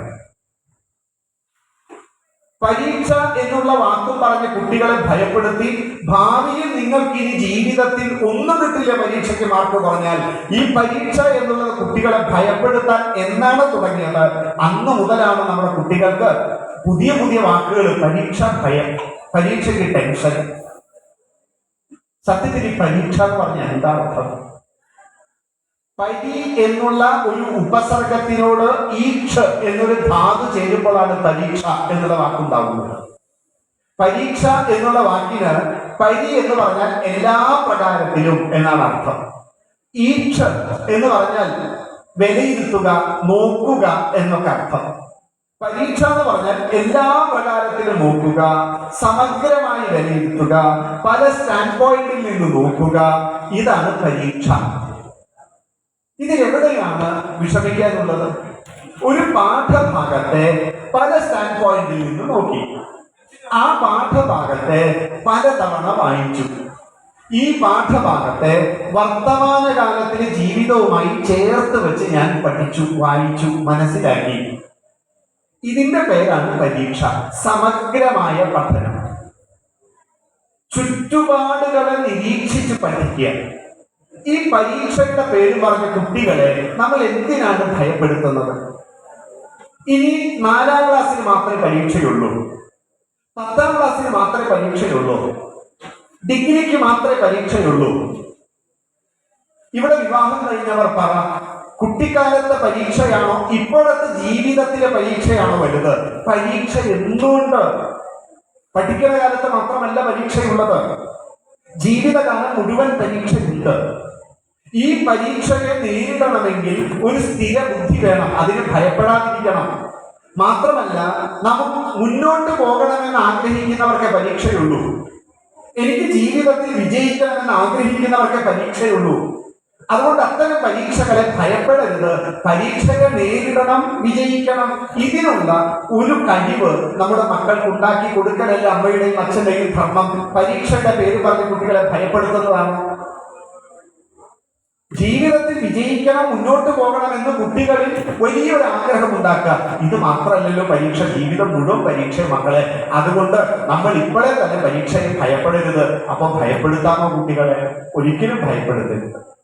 കാരണം ശ്രീകൃഷ്ണൻ പറഞ്ഞ ദൈവിക ഗുണമാണ് അഭയം. ഒരിക്കലും ഭയമില്ലാതെ ജീവിക്കുന്ന ഒരു സമൂഹം, തലമുറ വളരണം. അതുകൊണ്ട് കുട്ടികളെ ദയവ് ചെയ്ത് ഭയപ്പെടുത്തരുത്, ദയവ് ചെയ്ത് ഭയപ്പെടുത്തരുത്. രണ്ടാമത്തതും അവസാനത്തതുമായ ഒരു കാര്യം, നമ്മുടെ കുട്ടികൾക്ക് ഇന്ന് ചെറിയ കാര്യം മതി ആത്മഹത്യ ചെയ്യാൻ. ഞാൻ ഈ അടുത്ത ഒരു അമ്മയോട് പറഞ്ഞു, നിങ്ങൾ എന്താ ഇങ്ങനെ ഇരിക്കണത്? 2 എണ്ണം കൊടുത്തൂടെ കുഞ്ഞിന്? നിങ്ങൾക്കത് പറഞ്ഞാൽ മതി, വീടിന്റെ പിന്നിക്കൂടെ റെയിൽവേ ട്രാക്ക്. എന്താ ചെയ്യാന്നറിയില്ല. അതുകൊണ്ട് ഇന്നത്തെ ഒരു പാരന്റിനോട്, ഒരു അച്ഛനോട്, അമ്മയോട് സംസാരിച്ചാൽ പാരന്റ്സ് എല്ലാം ഭയപ്പാടോട് കൂടിയിട്ടാണ് ജീവിക്കണം. അടുത്ത നിമിഷം എന്താ സംഭവിക്കാൻ അറിയില്ല. എല്ലാ പാരന്റ്സും കൺഫ്യൂസറാണ്, എല്ലാ പാരന്റ്സും ഭയമാണ്. ഭയവും കൺഫ്യൂഷനും മാത്രമുള്ളൂ ഇന്ന് പാരന്റ്സിന്. അല്ലാതെ സ്നേഹിക്കാൻ പോലും അത് മറന്നുപോയിരിക്കുന്നു. ചെറിയ പ്രശ്നങ്ങൾ ഉണ്ടാകുമ്പോഴേക്കും നമ്മുടെ മക്കൾ ആത്മഹത്യയെ പറ്റി ചിന്തിക്കുന്നു. അങ്ങനെ വരുമ്പോൾ അവർ ഒരിക്കലെങ്കിലും ആലോചിക്കണ്ടേ, നമ്മൾ ഒരിക്കലെങ്കിലും പറഞ്ഞു കൊടുക്കണ്ടേ ഭഗവാൻ കൃഷ്ണന്റെ ജീവിത കഥ. നമ്മുടെ കുഞ്ഞുങ്ങൾക്ക് ശ്രീകൃഷ്ണന്റെ കഥകൾ നമ്മൾ പറഞ്ഞു കൊടുക്കുന്നുണ്ടോ? മണ്ണിൽ ഓടിക്കളിച്ച് മണ്ണ് വാരി തിന്ന ഉണ്ണിക്കണ്ണന്റെ നാട്ടിൽ നിന്ന് കുട്ടികൾക്കൊരു ചെറു കഥ പോലും കേൾക്കാൻ ഭാഗ്യമില്ല.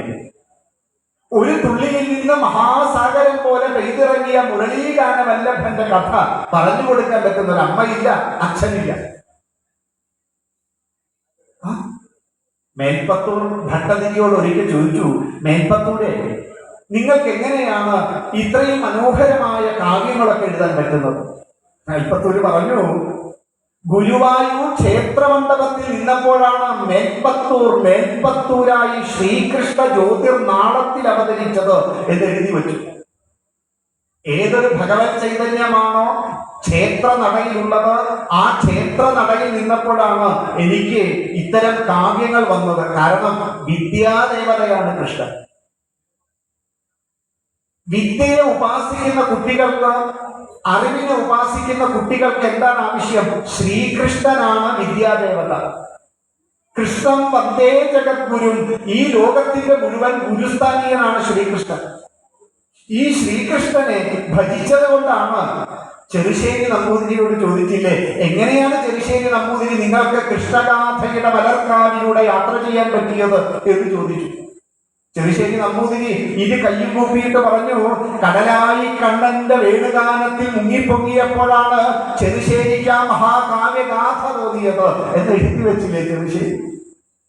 കടലായിലെ കണ്ണന്റെ ആ വേണുഗാനത്തിൽ മുങ്ങിപ്പൊങ്ങിയപ്പോഴാണ് ചെറുശ്ശേരി നമ്പൂതിരിക്ക് കൃഷ്ണഗാഥയുടെ മലർക്കാവിലൂടെ യാത്ര ചെയ്യാൻ പറ്റിയത്. അറിവ് അനർഗളമായി ഒഴുകണമെങ്കിൽ കൃഷ്ണഭക്തിയും കൃഷ്ണനെ ഉപാസിക്കുന്ന സമൂഹവും ഉണ്ടാകണം. ആ ശ്രീകൃഷ്ണൻ എന്നും വിഷമങ്ങൾ മാത്രം നേരിട്ട ഒരാളല്ലേ കൃഷ്ണൻ. നമ്മളൊക്കെ വിചാരിക്കുന്നത് കൃഷ്ണന്റെ ജീവിതം സുഖകരമായിരുന്നു, ശ്രീകൃഷ്ണനെ പോലെ ഇത്ര സുഖം അനുഭവിച്ച ഒരാളില്ല, ശ്രീകൃഷ്ണൻ എത്ര സുഖമായിരുന്നു. ഇത്രയധികം വിഷമങ്ങളും സങ്കടങ്ങളും വെല്ലുവിളികളും ഭീഷണികളും നേരിട്ട ഒരു ഭഗവാൻ ഈ ചരിത്രത്തിലുണ്ടോ? എന്തെങ്കിലും ഒരിക്കൽ സുഖമുണ്ടായിട്ടുണ്ടോ കൃഷ്ണന്? നമുക്കൊക്കെ ഇപ്പൊ എന്തൊരു സുഖമാണ്. ജനിക്കാൻ പോകുന്നു, എട്ടാമനായി പിറക്കും എന്നറിഞ്ഞപ്പോൾ തന്നെ അമ്മയും അച്ഛൻ ചെയ്യില്ലേ? ആലോചിച്ച് നോക്കണേ, ഒരു മകൻ എട്ടാമനായി പിറക്കും എന്ന് അശരീരി കേട്ടപ്പോഴേ, ആ മകന്റെ പേര് കേട്ടപ്പോഴേ അമ്മയും അച്ഛനും ജയിലായി. പോട്ടെ, 6 മക്കളുടെ മരണം മുന്നിൽ കണ്ട അമ്മയാണ് ശ്രീകൃഷ്ണന്റെ മാതാവ്. ദേവകിയുടെ വിഷമൊക്കെ നമുക്കുണ്ടോ? 6 മക്കൾ കൺമുമ്പിൽ മരണപ്പെടുന്നത് കണ്ട അമ്മയാ. ഈ വിഷമങ്ങളൊക്കെ സഹിച്ചാലേ ഭഗവത് സായുജ്യം ലഭിക്കും. കുറെ സങ്കടങ്ങളും വിഷമങ്ങളിലൂടെ പോയാൽ മാത്രമാണ് ശ്രീകൃഷ്ണ സാക്ഷാത്കാരം കിട്ടുമെന്ന് ഒരുപക്ഷെ ദേവകിക്ക് അറിയാം. ഒക്കെ പോട്ടെ, എട്ടാമനായി പിറക്കാൻ പോകുന്നു എന്ന് കേട്ടപ്പോൾ സഹോദരങ്ങൾ 6 പേരല്ലേ കാലാകുലിയിൽ പോയത്. ഒരു അനിയൻ പിറക്കാൻ പോകുന്നു എന്ന് കേട്ടപ്പോഴേക്കും ചേട്ടന്റെ കാര്യം പോയി. നോക്കൂ, ശ്രീകൃഷ്ണൻ അനുഭവിച്ച വിഷമങ്ങൾ നോക്കൂ. ഒക്കെ പോട്ടെ, ഇനി ജയിലിലാണെങ്കിൽ പോലും ജനിച്ചത് എവിടെയാ കൃഷ്ണൻ? നമ്മളൊക്കെ സൂപ്പർ സ്പെഷ്യാലിറ്റി ഹോസ്പിറ്റലിൽ പോയിട്ടല്ലേ ജനിക്കണത്. ശ്രീകൃഷ്ണൻ ജനിച്ചു വീണത് തന്നെ ജയിലിൽ. നമ്മളൊക്കെ ഒരാഴ്ച ജയിലിൽ കിടന്നാൽ മതി, ജീവിതം തന്നെ നൈരാശ്യത്തിന്റെ പടുകുഴിയിൽ പതിച്ചുപോയി എന്ന് വിചാരിച്ചുകൊണ്ട് ഒരുപക്ഷെ ജയിലിൽ നിന്ന് ഇറങ്ങി അപ്പൊ തന്നെ ആത്മഹത്യയാണ്. ജനിച്ചു വീണതേ ജയിലിൽ. ഇനി ജയിലിലാണെങ്കിലും അമ്മയുടെയും അച്ഛന്റെയും മടിത്തട്ടിൽ കിടന്ന് സ്നേഹപൂർണമായ വാത്സല്യങ്ങൾ നുകർന്ന് ജീവിക്കാനുള്ള ഭാഗ്യങ്ങളും കിട്ടണ്ടേ? ഇല്ല. ജനിച്ചന്ന് രാത്രി തന്നെ മഹാപേമാരി പെയ്യുന്ന ഒരു ദിവസം കടലും കടന്ന് മറ്റൊരു നാട്ടിലേക്ക് അമ്മയുടെയും അച്ഛന്റെയും കൂടെ ജീവിക്കാൻ ഭാഗ്യമില്ലാത്ത മകനാ കൃഷ്ണൻ. ഇനി അവിടെ ചെന്നു. മധുര പോലെ മെട്രോപൊളിറ്റൻ സിറ്റി അല്ല, ഗോകുലം വളരെ കുഗ്രാമമാണ്. ഇനി അവിടെ ചെന്നിട്ട് കൃഷ്ണന് വല്ല സുഖം ഉണ്ടായിട്ടുണ്ടോ? അവിടെ ചെന്നപ്പോ തൊട്ട് തുടങ്ങി കംസന്റെ കിങ്കരന്മാർ ഓരോരുത്തർ. പൂതന്മാരെ പോലും വഴിതെറ്റിക്കുന്ന, പരിശുദ്ധന്മാരെ പോലും വഴിതെറ്റിക്കുന്ന പൂതന വന്നു. ശകടാസുരനും ബകാസുരനും തുടങ്ങി നിരവധി അസുര ഗണങ്ങൾ മുഴുവൻ ശ്രീകൃഷ്ണനെ വധിക്കുവാനായി തക്കം പാർത്തിരുന്നു. ചുറ്റുപാട് വെല്ലുവിളികളും ഭീഷണികളും മാത്രം നോക്കി ജീവിച്ച ഒരു ഭഗവാന്റെ തിരുസന്നിധിയിലാണ് നമ്മൾ ഇരിക്കുന്നത്. ആ ഭഗവാന്റെ ഭക്തന്മാരെ നമ്മൾ എന്തെങ്കിലും ഒരിക്കൽ ശ്രീകൃഷ്ണന് ഒരു സുഖം ഉണ്ടായിട്ടുണ്ടോ? ഒക്കെ പോട്ടെ, നമ്മളൊക്കെ 3.5 വയസ്സിലെങ്കിലും എഴുത്തിനിരുത്തി നമ്മളൊക്കെ പഠിക്കാൻ പോണില്ലേ? ശ്രീകൃഷ്ണൻ പഠിക്കാൻ പോയത് ഏത് പ്രായത്തിലാണെന്നറിയോ? 13ാമത്തെ വയസ്സിൽ. 13 വയസ്സ് വരെ പഠിക്കാൻ പോലും സാധിക്കാൻ ഭാഗ്യമില്ലാത്തൊരു ഭഗവാൻ 13ാമത്തെ വയസ്സിൽ അക്രൂരൻ വന്ന മധുരാപുരിയിലേക്ക് കൊണ്ടുപോയപ്പോൾ കംസചാണൂരന്മാരെ വധിക്കാൻ അന്നും സംഘർഷം. എന്നാലെങ്കിലും ഒരു സുഖം ഉണ്ടാവുമെന്ന് വിചാരിച്ചു. അപ്പോഴാണ് പാണ്ഡവന്മാരെ സഹായിക്കാൻ വേണ്ടി തൻ്റെതായിട്ടുള്ള സർവസമ്പത്തും ഒരു ഇന്ദ്രപ്രസ്ഥത്തിന് വേണ്ടി സംഭാവന ചെയ്യുന്ന കൃഷ്ണൻ. അതും പോട്ടെ, കുരുക്ഷേത്ര യുദ്ധഭൂമിയിൽ വിജയിക്കണമെങ്കിൽ അർജുനൻ എന്ന് പറയുന്ന ഒരു വ്യക്തിത്വത്തെ മാത്രം കേന്ദ്രീകരിച്ചാണ് ഈ ധർമ്മത്തിന്റെ നിലനിൽപ്പെന്ന് മനസ്സിലാക്കിക്കൊണ്ട് നൈരാശ്യം കൊണ്ട് തേർത്തപ്പിലിരുന്ന ധർമ്മവിമൂഢനായിരുന്ന അർജുനനെ ബോധ്യപ്പെടുത്താൻ ഗീതോപദേശം ചെയ്യേണ്ടി വന്ന കൃഷ്ണൻ. തന്റെ ബന്ധുജനങ്ങളെല്ലാം മരണപ്പെടുന്നത് കണ്ട്, തന്റെ കുലം യാദവ കുലം തന്റെ കൺമുമ്പിൽ തമ്മിൽ തല്ലി വെട്ടി മരിക്കുന്നത് കണ്ട് അതും നോക്കി നിൽക്കേണ്ടി വന്ന കൃഷ്ണൻ. നിങ്ങളൊന്ന് പറ, ഈ ശ്രീകൃഷ്ണന് എന്തെങ്കിലും ജീവിതത്തിൽ ഒരു സ്വസ്ഥതയുണ്ടായിട്ടുണ്ടോ? സുഖം ഉണ്ടായിട്ടുണ്ടോ? നമ്മൾ വിചാരിച്ചിരിക്കുന്നു ശ്രീകൃഷ്ണന്റെ ജീവിതം മുഴുവൻ സുഖമായിരുന്നു എന്നാണ്. ജീവിതത്തിൽ എന്നും അല്ലല്ല, എന്നും വിഷമങ്ങൾ. പക്ഷെ ഒരു പ്രത്യേകതയുണ്ട്, നമ്മുടെ ഭഗവാൻ ഈ പ്രശ്നങ്ങളെല്ലാം ഉണ്ടാകുമ്പോഴും ഇതുവരെ കരഞ്ഞിട്ടില്ല. ലോക ചരിത്രത്തിൽ ഇതുവരെ കരയാത്ത ഒരേ ഒരു ഈശ്വരനേ ഉള്ളൂ, അത് ശ്രീകൃഷ്ണനാണ്. കരഞ്ഞിട്ടില്ല ഭഗവാൻ. കുചേലൻ വന്നപ്പോ കരഞ്ഞല്ലോ, അത് കരച്ചിലല്ല സുഹൃത്തെ, ആനന്ദ കണ്ണീരാണ്. ദുഃഖം കൊണ്ടുള്ള കണ്ണുനീര് വരുന്നത് ഈ മൂക്കിനോട് ചേർന്നുള്ള ഭാഗമാണെങ്കിൽ ആനന്ദ കണ്ണുനീര് വരുന്നത് കടക്കണ്ണിൽ കൂടിയാണ്. ഭഗവാൻ കൃഷ്ണൻ അപ്പോൾ കരഞ്ഞത് കടക്കണ്ണ് കൂടിയിട്ട ആനന്ദ കണ്ണീര. ആ കണ്ണുനീരിനുണ്ട് ഒരു മധുരമുള്ള കണ്ണുനീരാണ്. അതുകൊണ്ട് ആനന്ദ കണ്ണീര്. അതുകൊണ്ട് ഭാര്യമാരൊക്കെ കരയുമ്പോ ഭർത്താക്കന്മാർ ശ്രദ്ധിക്കണം ഏതിലെ കണ്ണുനീര് വരണമെന്ന്, എന്നിട്ടൊരു തീരുമാനത്തിലെത്താവൂ. കടക്കണ്ണു കൂടി കണ്ണുനീരൊലിച്ചാൽ അതിന്റെ അർത്ഥം ഭക്തിയുടെ കണ്ണുനീര് കടക്കണ്ണ. സങ്കടം കൊണ്ട് കരഞ്ഞാൽ മൂക്കിനോട് ചേർന്ന കണ്ണുനീര് വരും. എന്നെങ്കിലും ഒരിക്കൽ ശ്രീകൃഷ്ണൻ കരഞ്ഞോ? ശ്രീകൃഷ്ണന്റെ ഭക്തന്മാരെന്ന് പറഞ്ഞ് അഭിമാനിക്കുന്ന നമ്മൾ കരയാത്ത ഏതെങ്കിലും ഒരു സമയമുണ്ടോ?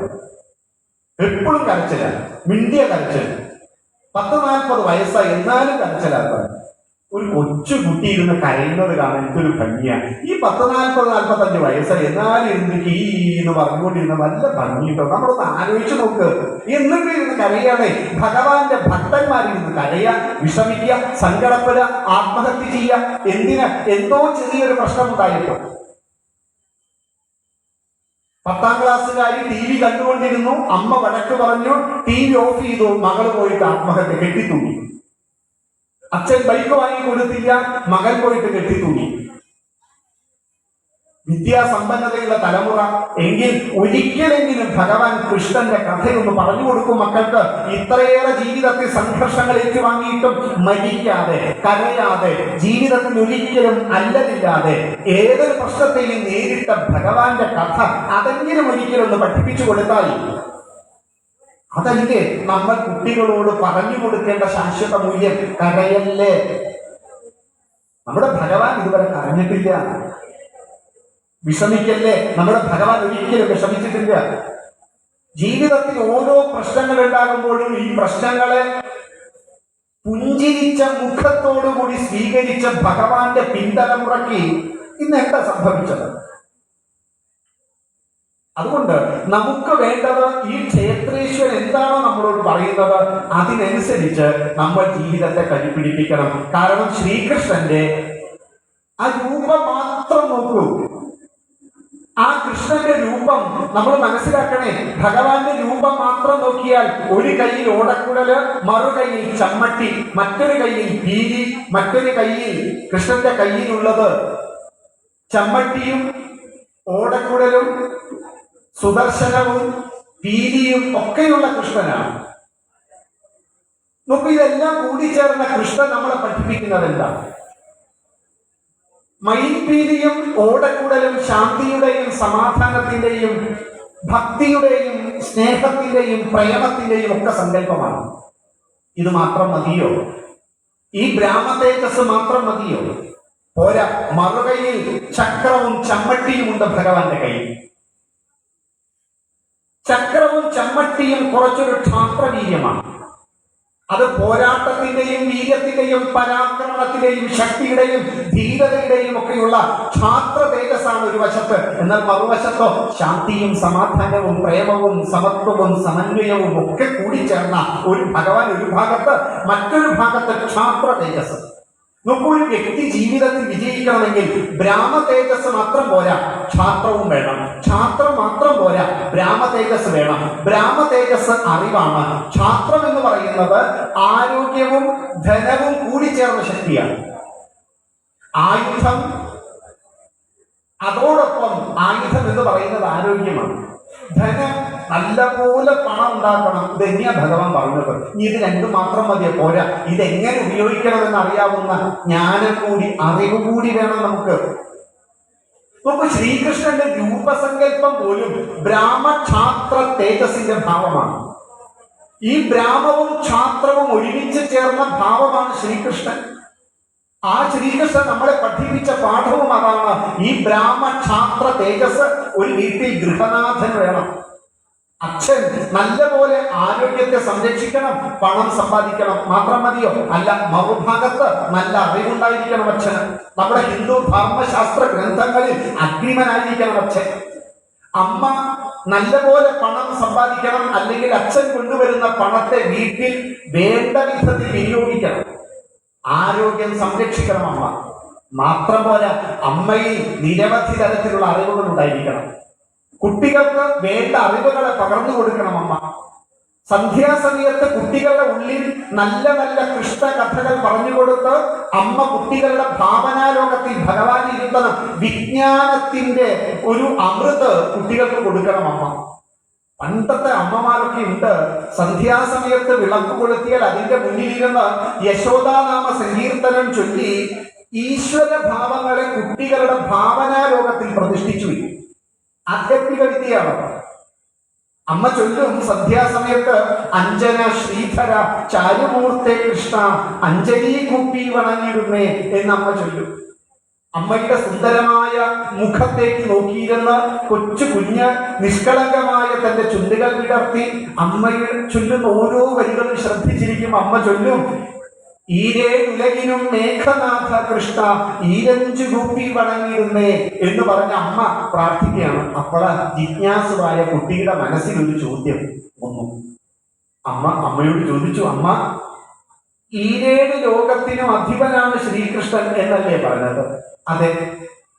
ഏതൊക്കെ അമ്മ ഈ ഈരേഴ് ലോകം? 14 ലോകം. അമ്മക്കൊരു ഗുണനപ്പട്ടികയും പഠിപ്പിച്ചു കേട്ടോ.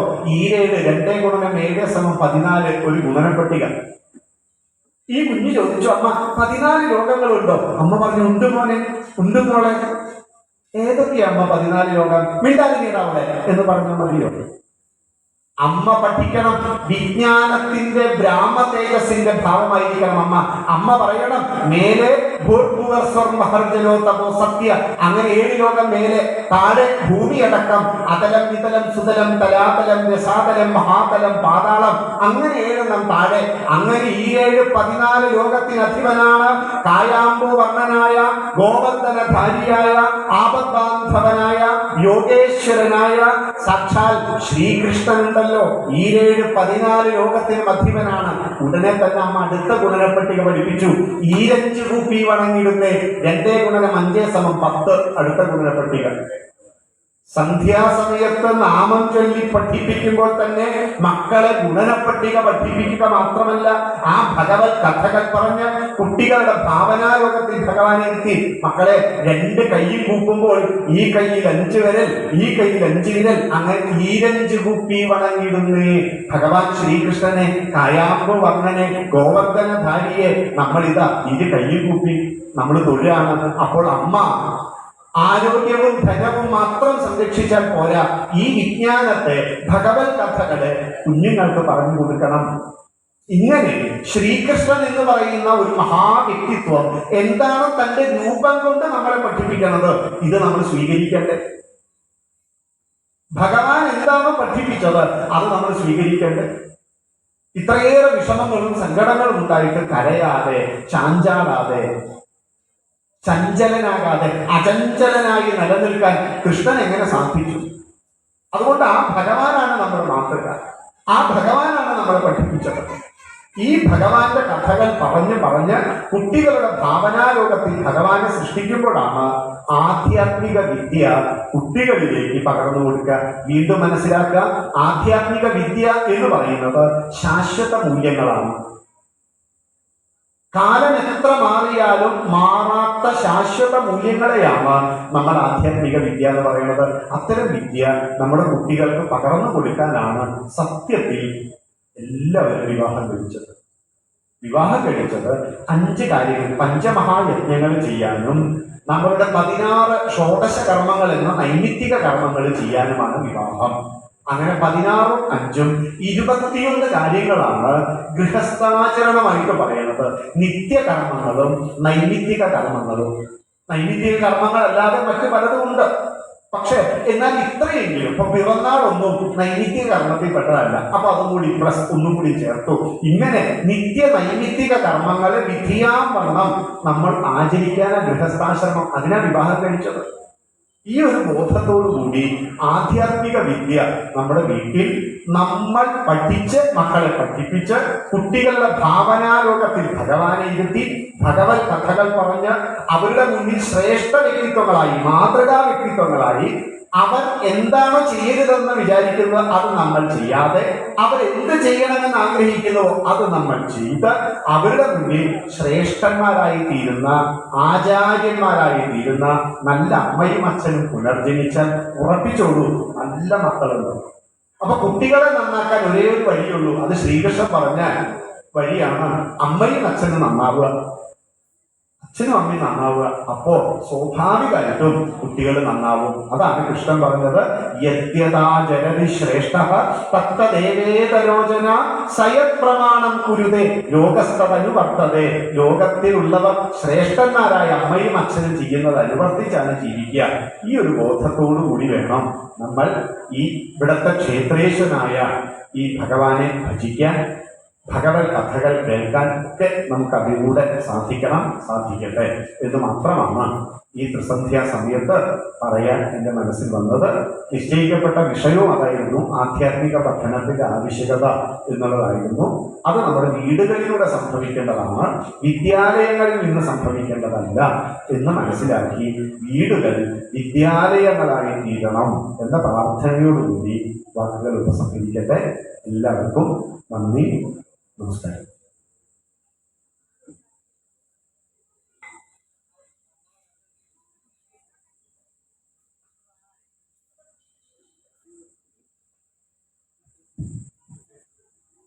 വർത്തമാനകാലത്തെ ആധ്യാത്മിക പഠനത്തിന്റെ ആവശ്യകത എന്ന വിഷയത്തെ അധികരിച്ച് ഉളനാട് ശ്രീകൃഷ്ണസ്വാമി ക്ഷേത്രസന്നിധിയിൽ പ്രഭാഷണം നടത്തിയ ശ്രീ OS സതീഷിന് ഉളനാട് ശ്രീകൃഷ്ണസ്വാമി ക്ഷേത്ര യോഗത്തിന്റെ പേരിൽ നന്ദി അറിയിക്കുന്നു. അദ്ദേഹത്തെ ആദരിക്കുന്നതിനും ഉപഹാരം സമർപ്പിക്കുന്നതിനുമായി ക്ഷേത്രയോഗത്തിന്റെ പ്രസിഡന്റ് ശ്രീ ഉളനാട് ഹരികുമാറിനെ വേദിയിലേക്ക് സ്വാഗതം ചെയ്യുന്നു.